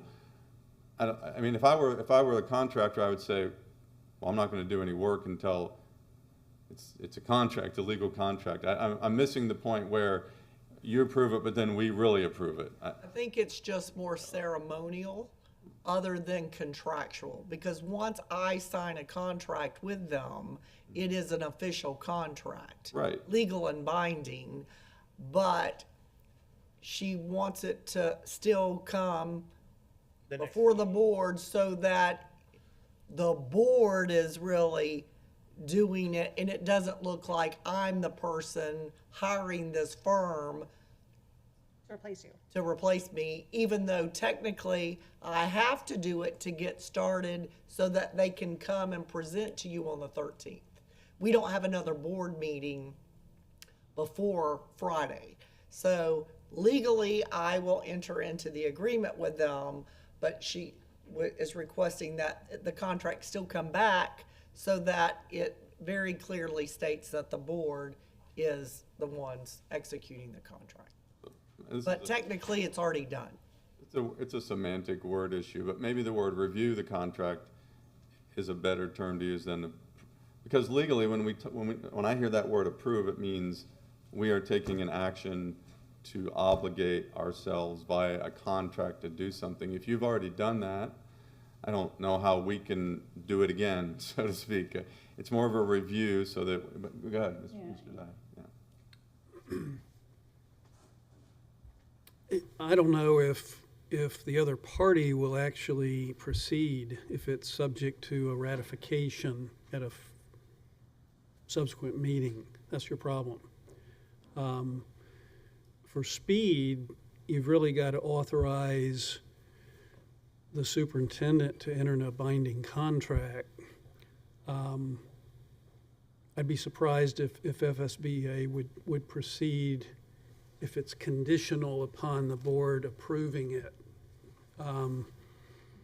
So I think that's your choice, is are you comfortable authorizing the superintendent to proceed with legal approval as well, up to $60,000, or are you really just agreeing to that you've selected them to negotiate a contract and that it would be approved at a subsequent meeting? Chair. But are they, so my question to that is, and what you have to ask FSPA is, are you willing to come and do a workshop Friday with it out being approved, theoretically? Yeah, I really don't know if they would be comfortable proceeding if it's a conditional contract, because they're going to be contacting people and all this stuff. And you could hold a special meeting to approve it for speed. You don't have to wait till your next regular meeting. So I think that's really your choice, is to negotiate a contract that you're comfortable with, that everybody's involved in, or proceed immediately authorizing your superintendent. Can I respond? Yes. I'm not asking to negotiate. I'm comfortable with whatever you would all agree to, because I believe it would be, I believe whatever you were to do would be representative of the will of this board, and that would be your job, and I support that. And if that would create a problem where they wouldn't be comfortable coming on Friday, then my request will be, and it wasn't part of my motion, it was just a request. My motion is to approve FSBA not to exceed $60,000. That would allow the superintendent to enter into that contract. That is my motion. I did not add in the motion that I wanted to come back before us. That was my request. So if that request would cause a problem, then my request would be that we receive a copy as soon as you receive it. I guess that's a middle ground. I don't want to slow things down, but I would like to see it, and I want to make it clear that this is our doing and not hers. That was my whole point.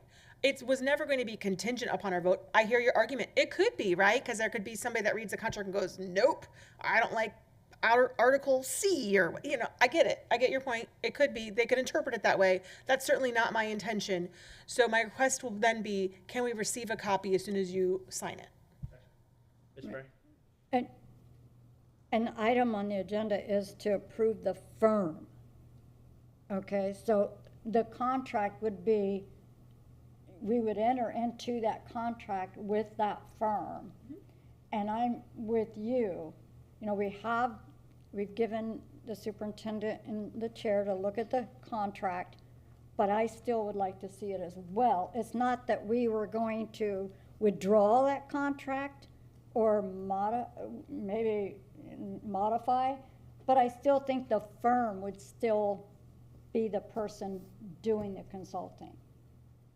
So I see where she's coming from. Yep. We're selecting the firm, but to finalize a contract, I think that's just looking at the nuts and bolts of it, and there may be something that one of us might have input on that, we probably ought to think about this.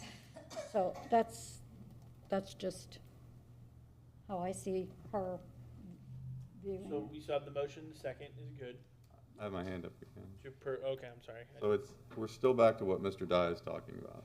Either it's contract and it's legal and we have obligated money, Right. or we can't, it's one or the other. We either approve it today as a legal contract that's binding on us. We can get a copy of it to review it, and that's good. I think that's a great idea, but we can't do what you're doing. We can't tell her to go ahead and execute it, and then you said, I thought I heard you say, but we'd like to maybe look at it because there might be a part of it that we're not in agreement with. So the motion is to, as I understand it, is to authorize Ms. Saunders into a contractual obligation up to an amount of $60,000.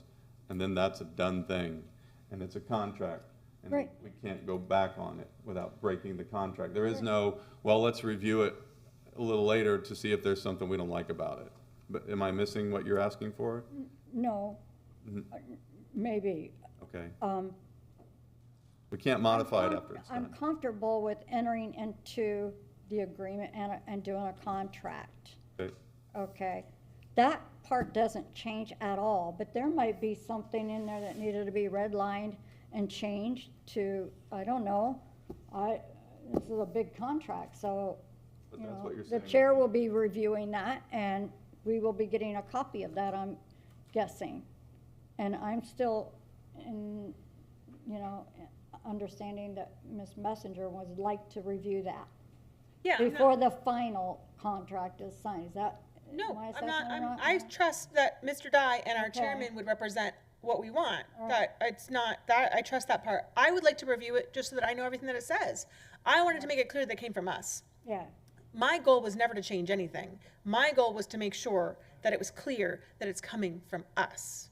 That's, the that's, opportunity to review it. that's my, and I want to see it, but my goal really is just, it's not her, it's The only way us. for us, as us five, to approve as a group would be to put it on the agenda for next meeting to get the contract from them and do that. And we would never start on the 13th in a workshop, though. Right, I get it. I totally get And it. that's what Mr. Tatum, I think, You is can't saying. sign a contract and then say, well, but let's redline item 3, section B.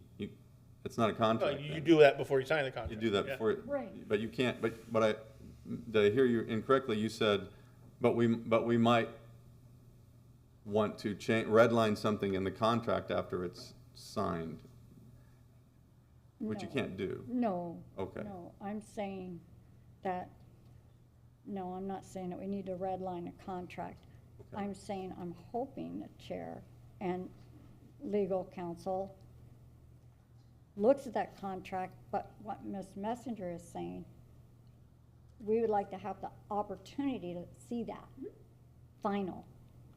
Before it gets approved or? No, we're already approving Okay. we're already approving the contract. It's just, we'd like to see it. And when it's done, get a copy. Yeah, great. Sure. While we go through that process with the other side, I can copy you with everything that's happening. I would appreciate that. So you can see that if we do redline something, you'll see it, and you call me, ask me what's going on. So it'll all be completely transparent. That would be perfect, in my opinion. That would satisfy me, I'm guessing. I have complete faith in you guys. I just didn't want it on her. I gotcha. I agree. But I just don't want that. Right, it's a board decision. So, looks like we're kind of drawing a conclusion of what we want. Call the vote, please. Ready to vote. Once it pops up on the screen, it'll be there for us to You know, if you vote. call the question, that's a super on majority. approval Call that. of consulting firm for superintendent search. Enter your vote in now for it to be the FSBA, not exceeding $60,000. Okay, that's what I want to make sure that, I want to hear it. And it passes unanimously. Hey, that's good. Very much. Moving on to workshop items. Remember, is to the superintendent. No, this is not superintendent. I'm sorry, isn't there board discussion of external auditing services before workshop? Yes, I'm sorry. I thought maybe. It wasn't highlighted, and so I skipped it. Sorry.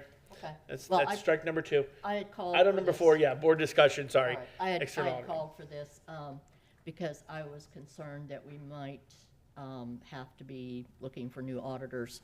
But thanks to our purchasing department and Mr. Dye, they got it resolved.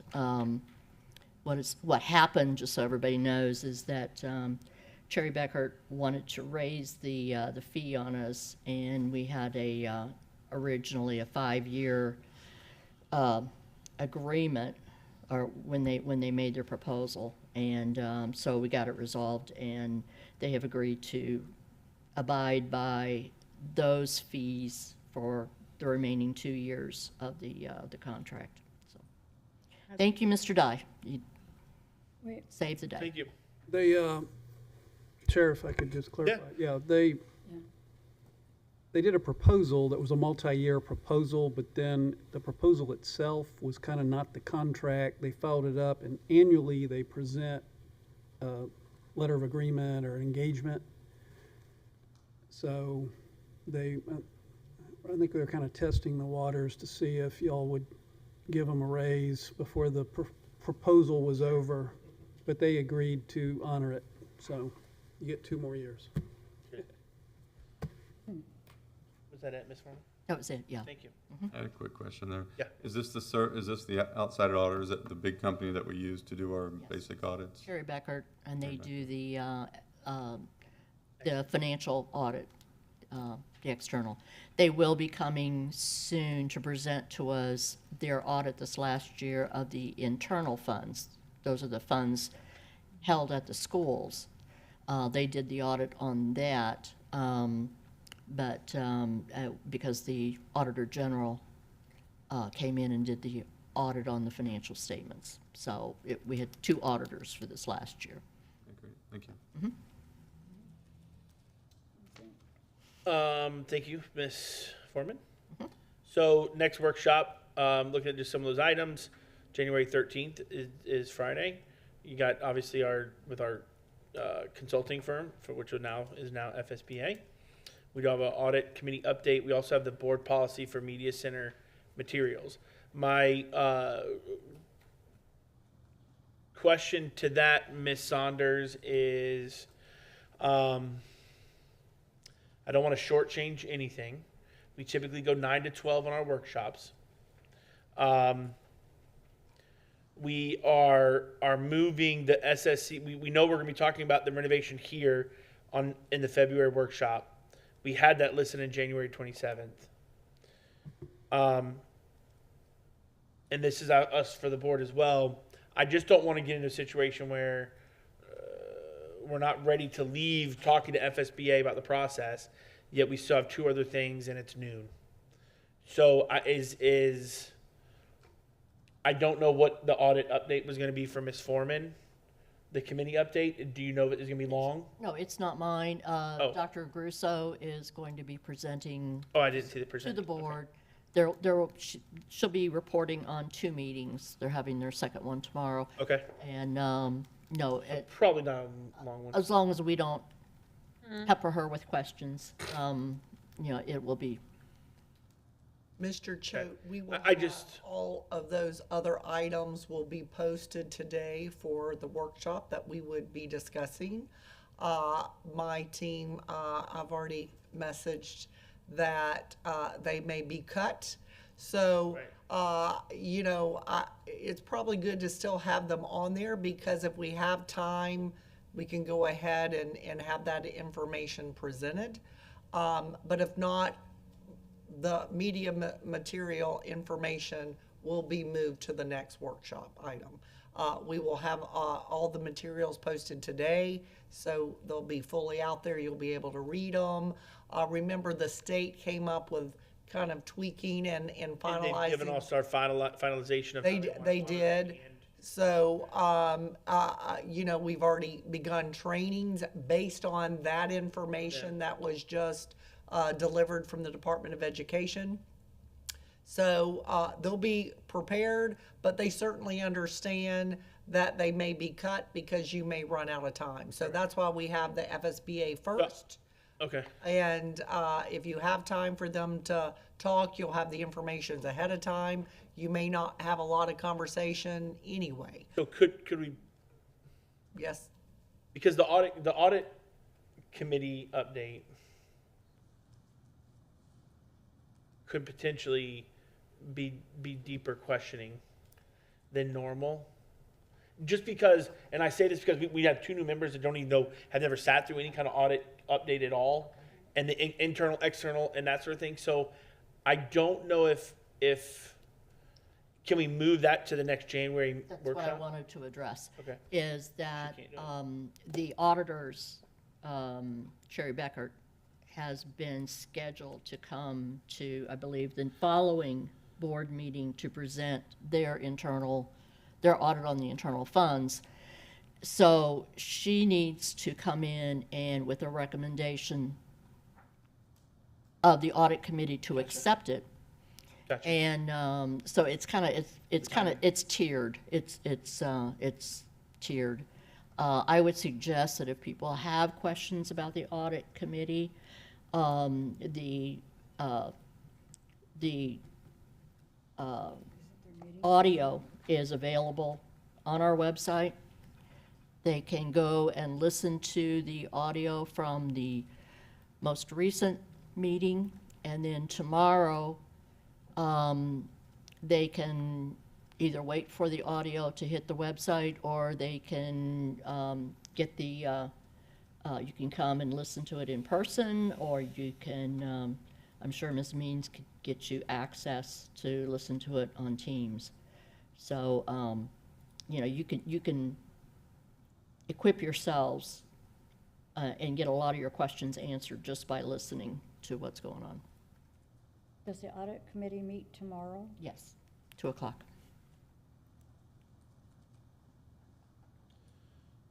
Okay. So I would request I think we can that you leave it. I think on we there. leave it where it's at, and like we said, if we got to move the media center stuff, we can, because SSC is going to be off that one anyways on the 27th.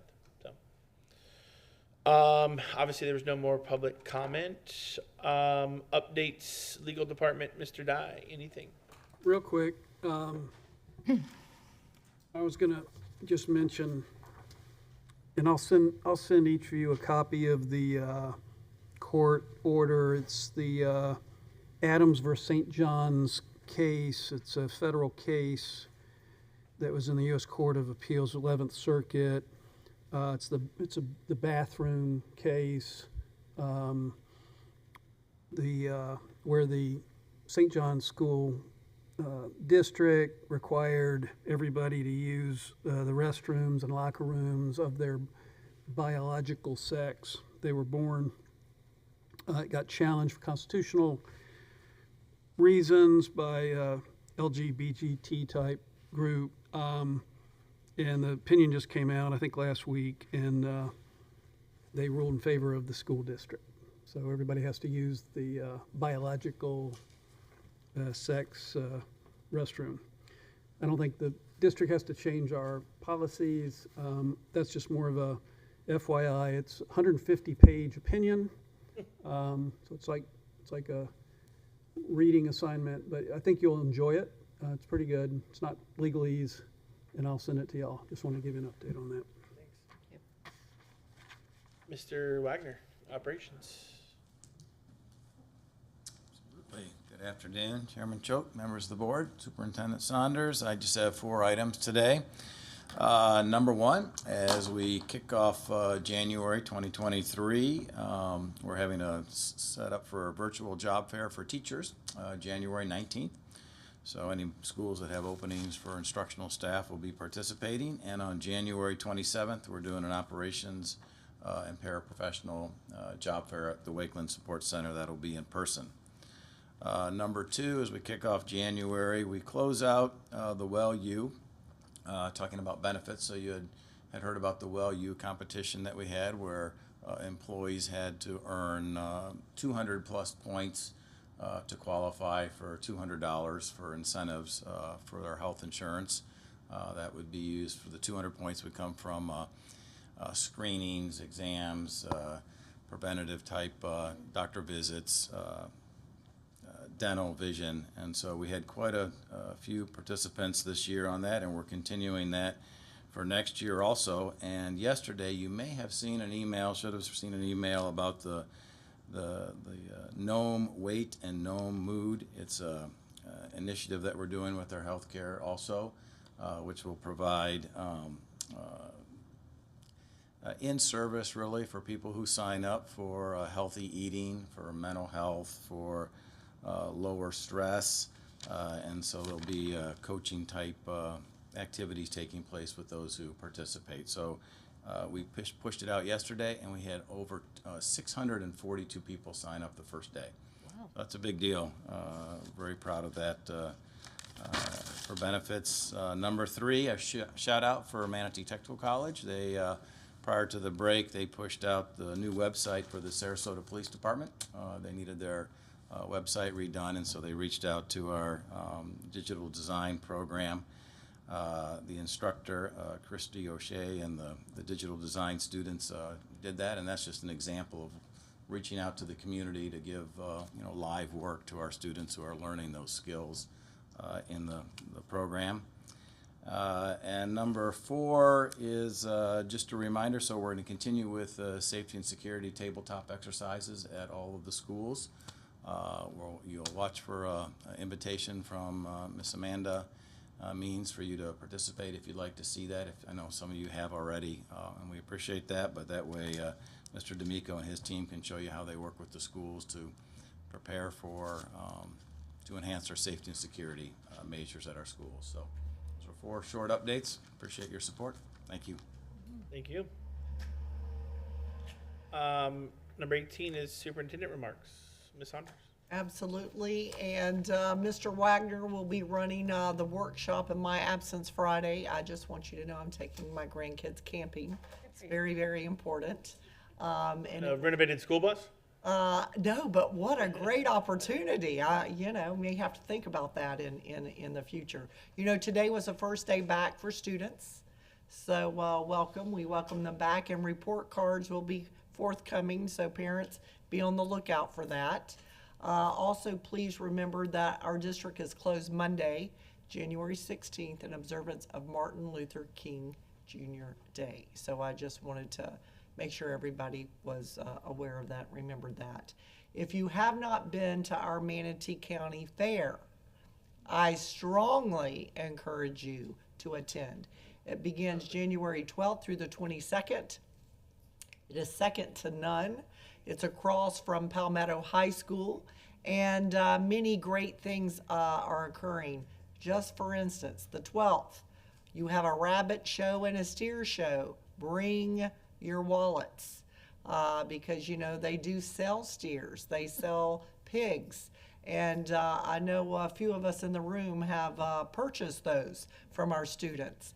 And but a lot of activities. The steer sale is January 14th. We have a lot of activities The swine sale is the 21st. So it really does show the great activities for our students and their participation, and how agriculture really is a strong foundation in Manatee County. And again, if you haven't been there, I encourage you to go at least sometime. It is definitely worthwhile. So that is my update, and welcome, Ms. Sellers. Thank you, Ms. Saunders. Now you got board comments with Messenger, Tatum, Foreman, Spray, and myself. Ms. Messenger? Yeah, I don't really have a lot to add, other than I thought today was a really productive, really good meeting. So that's really my biggest thing. I was going to plug the fair. And I will say the day off of school, students go free at the fair. So parents out there, hello. That's a savings. But that's about it. You know, I really feel like our team is the most successful when we have a diversity of thoughts and backgrounds and bring different ideas. And I think that that's to all of our benefits and to the community's benefit. So I just felt like it was long, but it was productive. So thank you. And it wasn't easy, and you did a nice job. So thank you very much. Mr. Tatum? Yeah, just a few things. I'll try and make it quick to move our day along. The CF, I attended the video conference for the CFP-SBC. That's one of the longest acronyms I've seen. Central Coalition for Florida Public School Board. What does the C stand for? The consortium. Consortium. So it's a coalition and a consortium. They're a coalition. Anyway, I attended that via video conference. And there were two things I wanted to bring out. Number one, apparently there's a pilot program for teachers to become certified in finding dyslexia in students. Maybe you're aware of that or not, but that was something that they wanted to make a point of. And then there's also a state law, we're probably doing it, I'm sure, but it says we're supposed to be partnering with teacher colleges, and we are. Could you, in 30 seconds, could you tell us how we partner with teacher colleges? Certainly. We have a partnership with State College of Florida for our early learning teacher certification. We also have a pipeline for our pairs to go, receive scholarship, and migrate into a teacher certification as well. In addition, we have a partnership with the University of South Florida. With that, we hire their interns. We're the only one in the region that chooses to take the interns and also employ them. We give them conditional contracts. So our thought is if we can get them to choose doing their internship here, they will stay here. And what's amazing is we're starting to get those that live in Sarasota and Hillsborough and other counties pick ours, because we are piloting a paid internship program, and just like the private sector does. So we have a partnership with both of those institutions, to try to help with a pipeline of increasing our workforce. Great, thank you. And the pilot for dyslexia, we have two fronts on that. The state is doing a pilot that we're launching with Florida State University. But we also had partnered with a private vendor out of Sarasota County that we rolled out at the beginning of the school year. So we have that on two fronts in Manatee for this year. Okay, great. Next comment was part of the discussion I had, Mr. Chodler, earlier, just to maybe encourage us to understand that, yes, we should educate ourselves before we come to the meetings, but like, for instance, I might hear something during my education session and I ponder it, and I need more information by the time I get to the meeting, or you realize also we don't have an opportunity to discuss this among ourselves because of the sunshine law. So maybe something that I find in the education part of a meeting with somebody, I might want the whole board to know. And so I'm talking to somebody to reinforce what I think I heard, and then to help us all understand this particular point that's important. So obviously there's a point where we just can't go on and on and on, but to just be generous with our time and our patience with people as they try and understand what it is that they're voting on. That's all, just a general comment on that. And then, let's see. So one thing maybe we could talk about, I don't know if it needs a workshop or not, probably not, but a lot of us are I'm getting a lot of messages from constituents, some employees in the school system that have issues that they want to address, and it goes to all of us. So how do we figure out And I'm trying to respond to all of them because like, well, my name's on it, but you're probably responding and you're probably responding and so I had this idea, it's maybe my one good idea for the year or at least monthly, but that we could come up with some type of, I don't know if it needs to be an official policy, but the idea of whatever school is involved in that issue, that whatever district that school is in, that we're the primary, we take on the primary responsibility for it. So they're all not getting, not getting 5 responses from us, plus Ms. Saunders isn't also getting 5 responses. Ms. Saunders, can you take care of that? Ms. Saunders, can you take care of that? And then if it was like an employee that's not at a school, maybe you as the chair, because you get the big bucks for being the chair, would take on those. But I don't know, what are your thoughts? What can we do to make it more efficient for you and for Amanda so that you're not getting multiple requests and we're not sending multiple requests or multiple responses back to someone who sends us a problem? How could it, or? I know that I typically, for me personally, Okay. I go to Amanda and ask Amanda, has any other board members responded to you about this? Okay. Or is anyone already looking into this item? Okay. If it's a no, then I say, let's look in. If it's a yes, so-and-so already asked and have Mr. Rinaldi's on it or whatever. So that's typically what I do to not go right back to that person. And then once I know this being taken care of or it's gone, I respond back to that person, thank you, et cetera, that it is being looked into by so-and-so. Okay. So, but that doesn't necessarily alleviate what you're saying of how do we, I'm okay with saying if it's in your district, that doesn't bother me. Just to avoid that, but I don't know. Is it a problem, Ms. Saunders? Is it a problem that we're bombarding you, or the way it's working, or Mr. Tatum, it's never a problem. Well, okay. Really, sometimes I'm on those emails when a person responds to it, and sometimes I'm not. So honestly, it is good if I know there is a concern or an issue so that we can look into it and address it, because sometimes I am not aware. When I see that there is an issue that has gone to all the board members, I work with the agency clerk. If I'm not responding, then we delegate it to the division that should be looking in and addressing.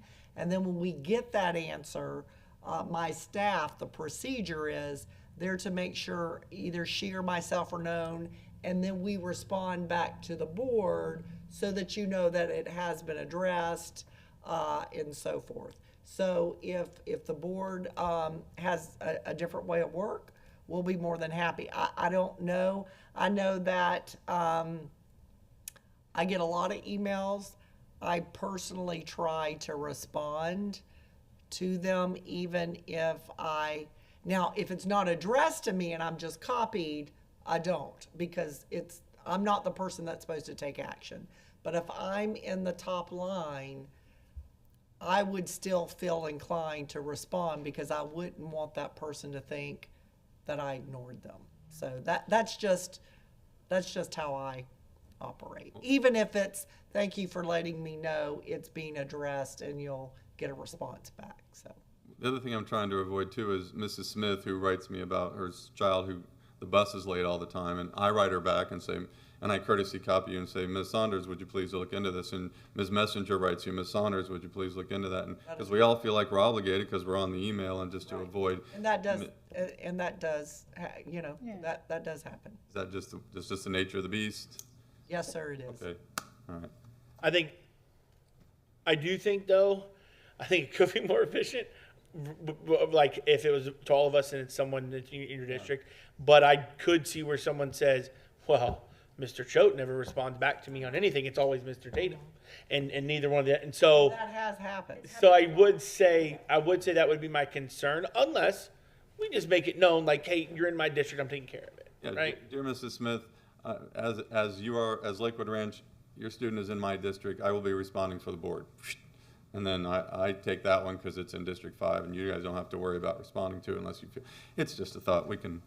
But if you responded that way, then that may alleviate others feeling compelled, because you responded in the nature that you're taking the lead because it's in your school zone, and therefore, that could. And then of course you'll delegate it to and then we respond back to make sure either you'll respond to the person directly, or we'll respond to the person as well. That is a way of work. So I think those that want to do it that way certainly can. Okay.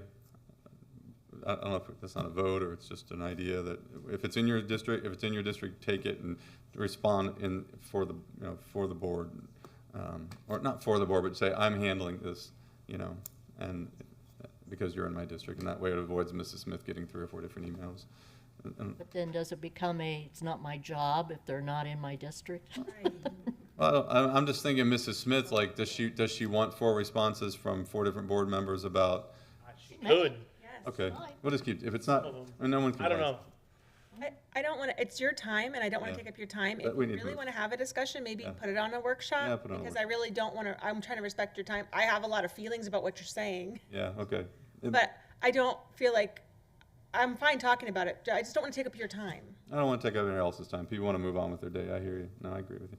And then the last thought I had was just trying to help us, or maybe focusing a little more on parliamentary procedures so we don't go down rabbit trails and trying to keep things focused. So like if we have a motion and then we want to amend the motion, then let's officially amend the motion. Because I was very confused, and maybe it's just I'm not as smart as everybody else on the board, but I was, okay, we got a motion, and then there was kind of, when we were talking about the building, and I thought it was an amendment to the motion, and then we went down another rabbit trail, and then I wanted to postpone the motion. Anyway, just trying to keep us focused on parliamentary procedures so that we stay organized and when we stay organized and we don't get ourselves out of order, so to speak. That's all.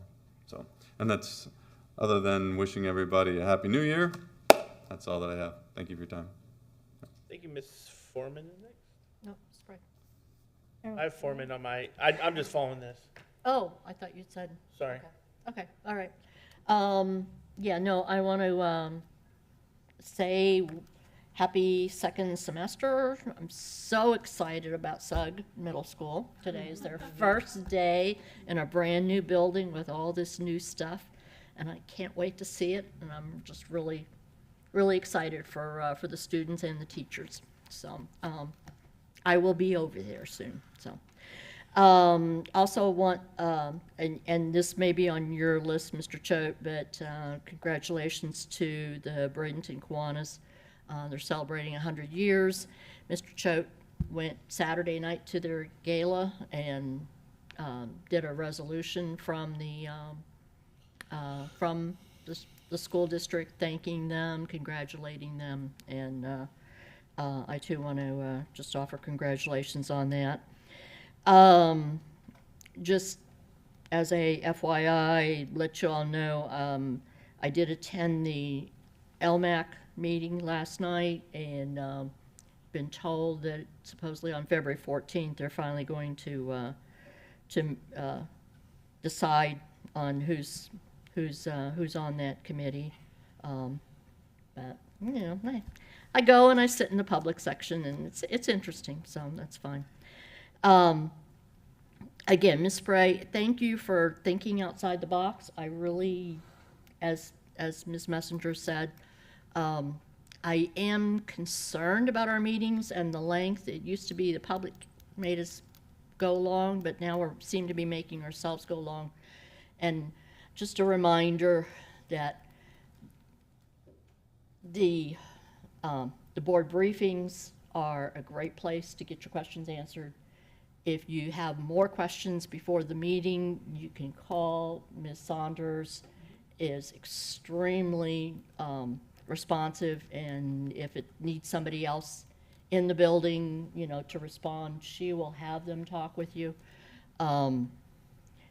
Because we do need to respect each other's time as well as the time of the staff. Our meetings should not be going this long, so I would respectfully request that you get it handled beforehand. And there are times, as Mr. Tatum said, there are times that we want clarification for the public, and that can be done without having to move something to consent agenda. We can ask the superintendent to address it, or move it off of consent agenda. So, we need to watch consent agendas and use it as they are intended and in our policy. So, anyway. Then, welcome. I'm sorry, Rachel, I know, Sellers, Miss Sellers. It's the Ms. thing, it always traps me. But I welcome you, and I'm so excited to see you here, and I know that you're gonna have some really insightful things for us in the finance area, and I can't wait. And then, Mr. Choate, when you give your comments, this is a discussion we didn't have, but on Friday's workshop with Florida School Board Association, we're going to be, I'm assuming we're gonna get started on setting up the advisory committee. And I don't know how you want to proceed on that, if we want to have a discussion before Friday, today, before Friday. But what are your, thoughts of the board on that? My thoughts are we just come in with a list of community organizations and education organizations and say, these are the organizations we want, and go pick, they can go pick, but that's my opinion. So anyway, and that's all I have. Thank you very much. Thank you. Ms. Spray? I do appreciate the patience that the other board members have with this process of new board members being on here. There are times that I review this as late as last night, and I have questions, and I'm not going to call Ms. Saunders at 10 o'clock at night to ask for clarity. Consent items, to me, is a big deal because we're putting an awful lot of money on there, and I get how it gets there, and I see that, but I also understand the public does not know all of the processes that the school district goes through on getting items from a conversation at a board workshop to a board meeting and approved, and then it ends up on consent. So there's a huge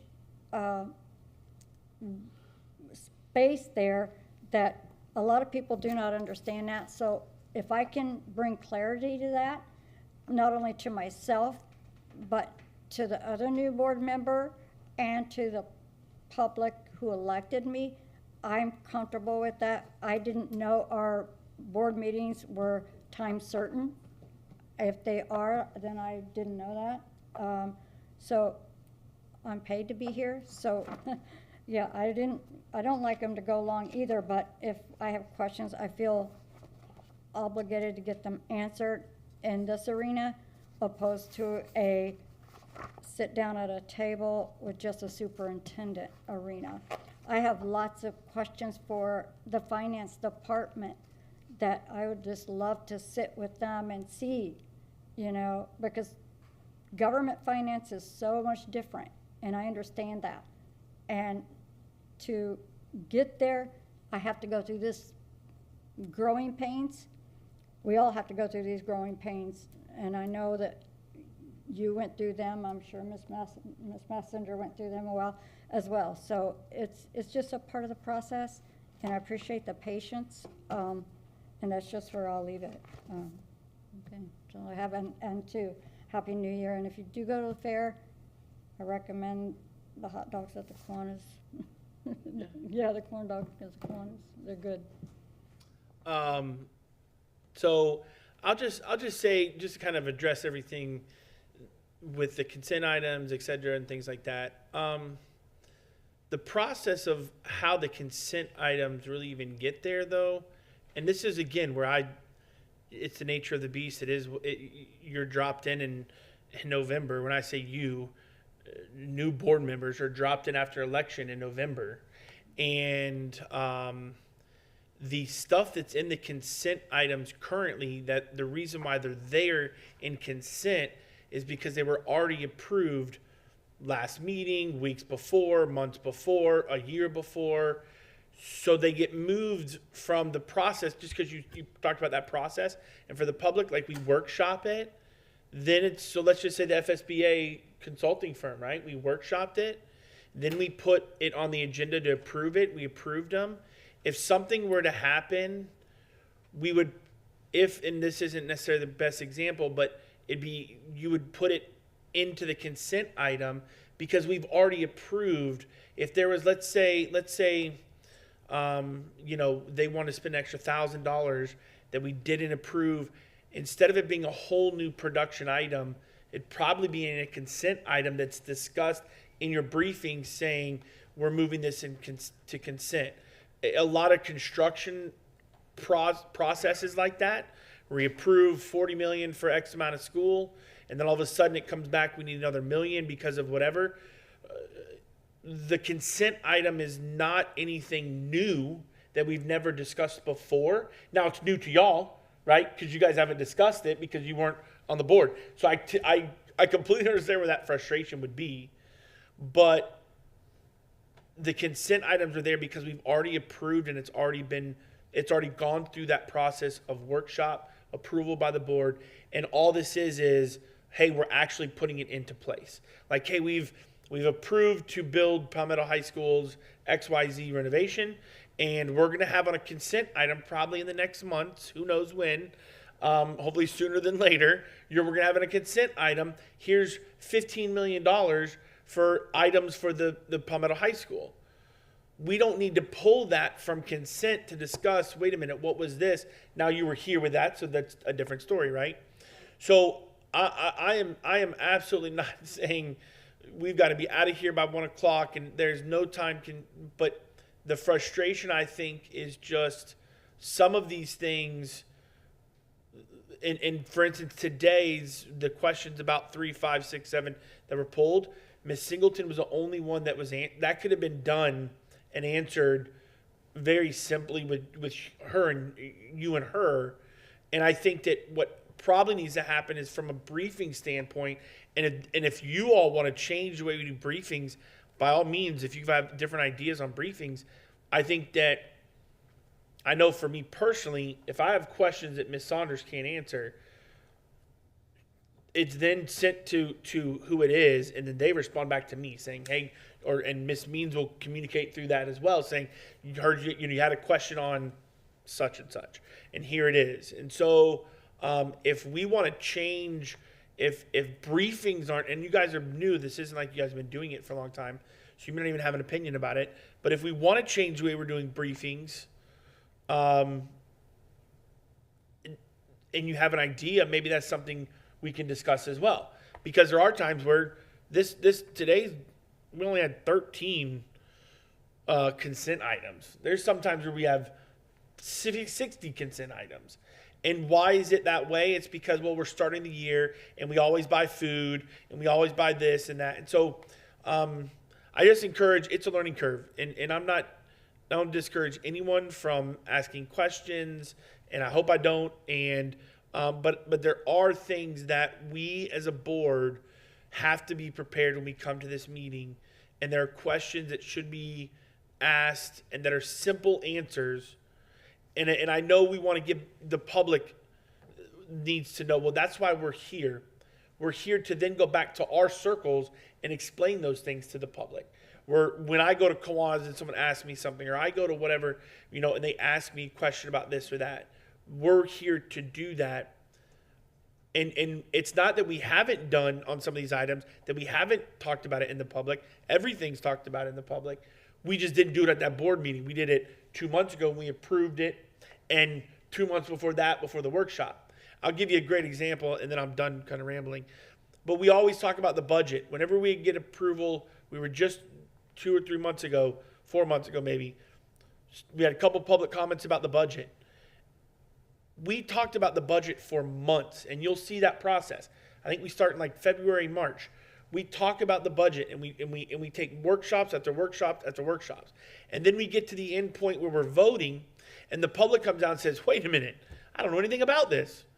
Well, where were you the last months that we were discussing those workshops? And so the public has to take some onus on this too. They've got to be watching the workshops and paying attention to things and reading. When you click on the consent item agenda number 3, and you click on it, there's extra documents that you can review and do that as well. So I think sometimes the public's got to take a little bit on their own too to say, you've got to watch those processes as we go through.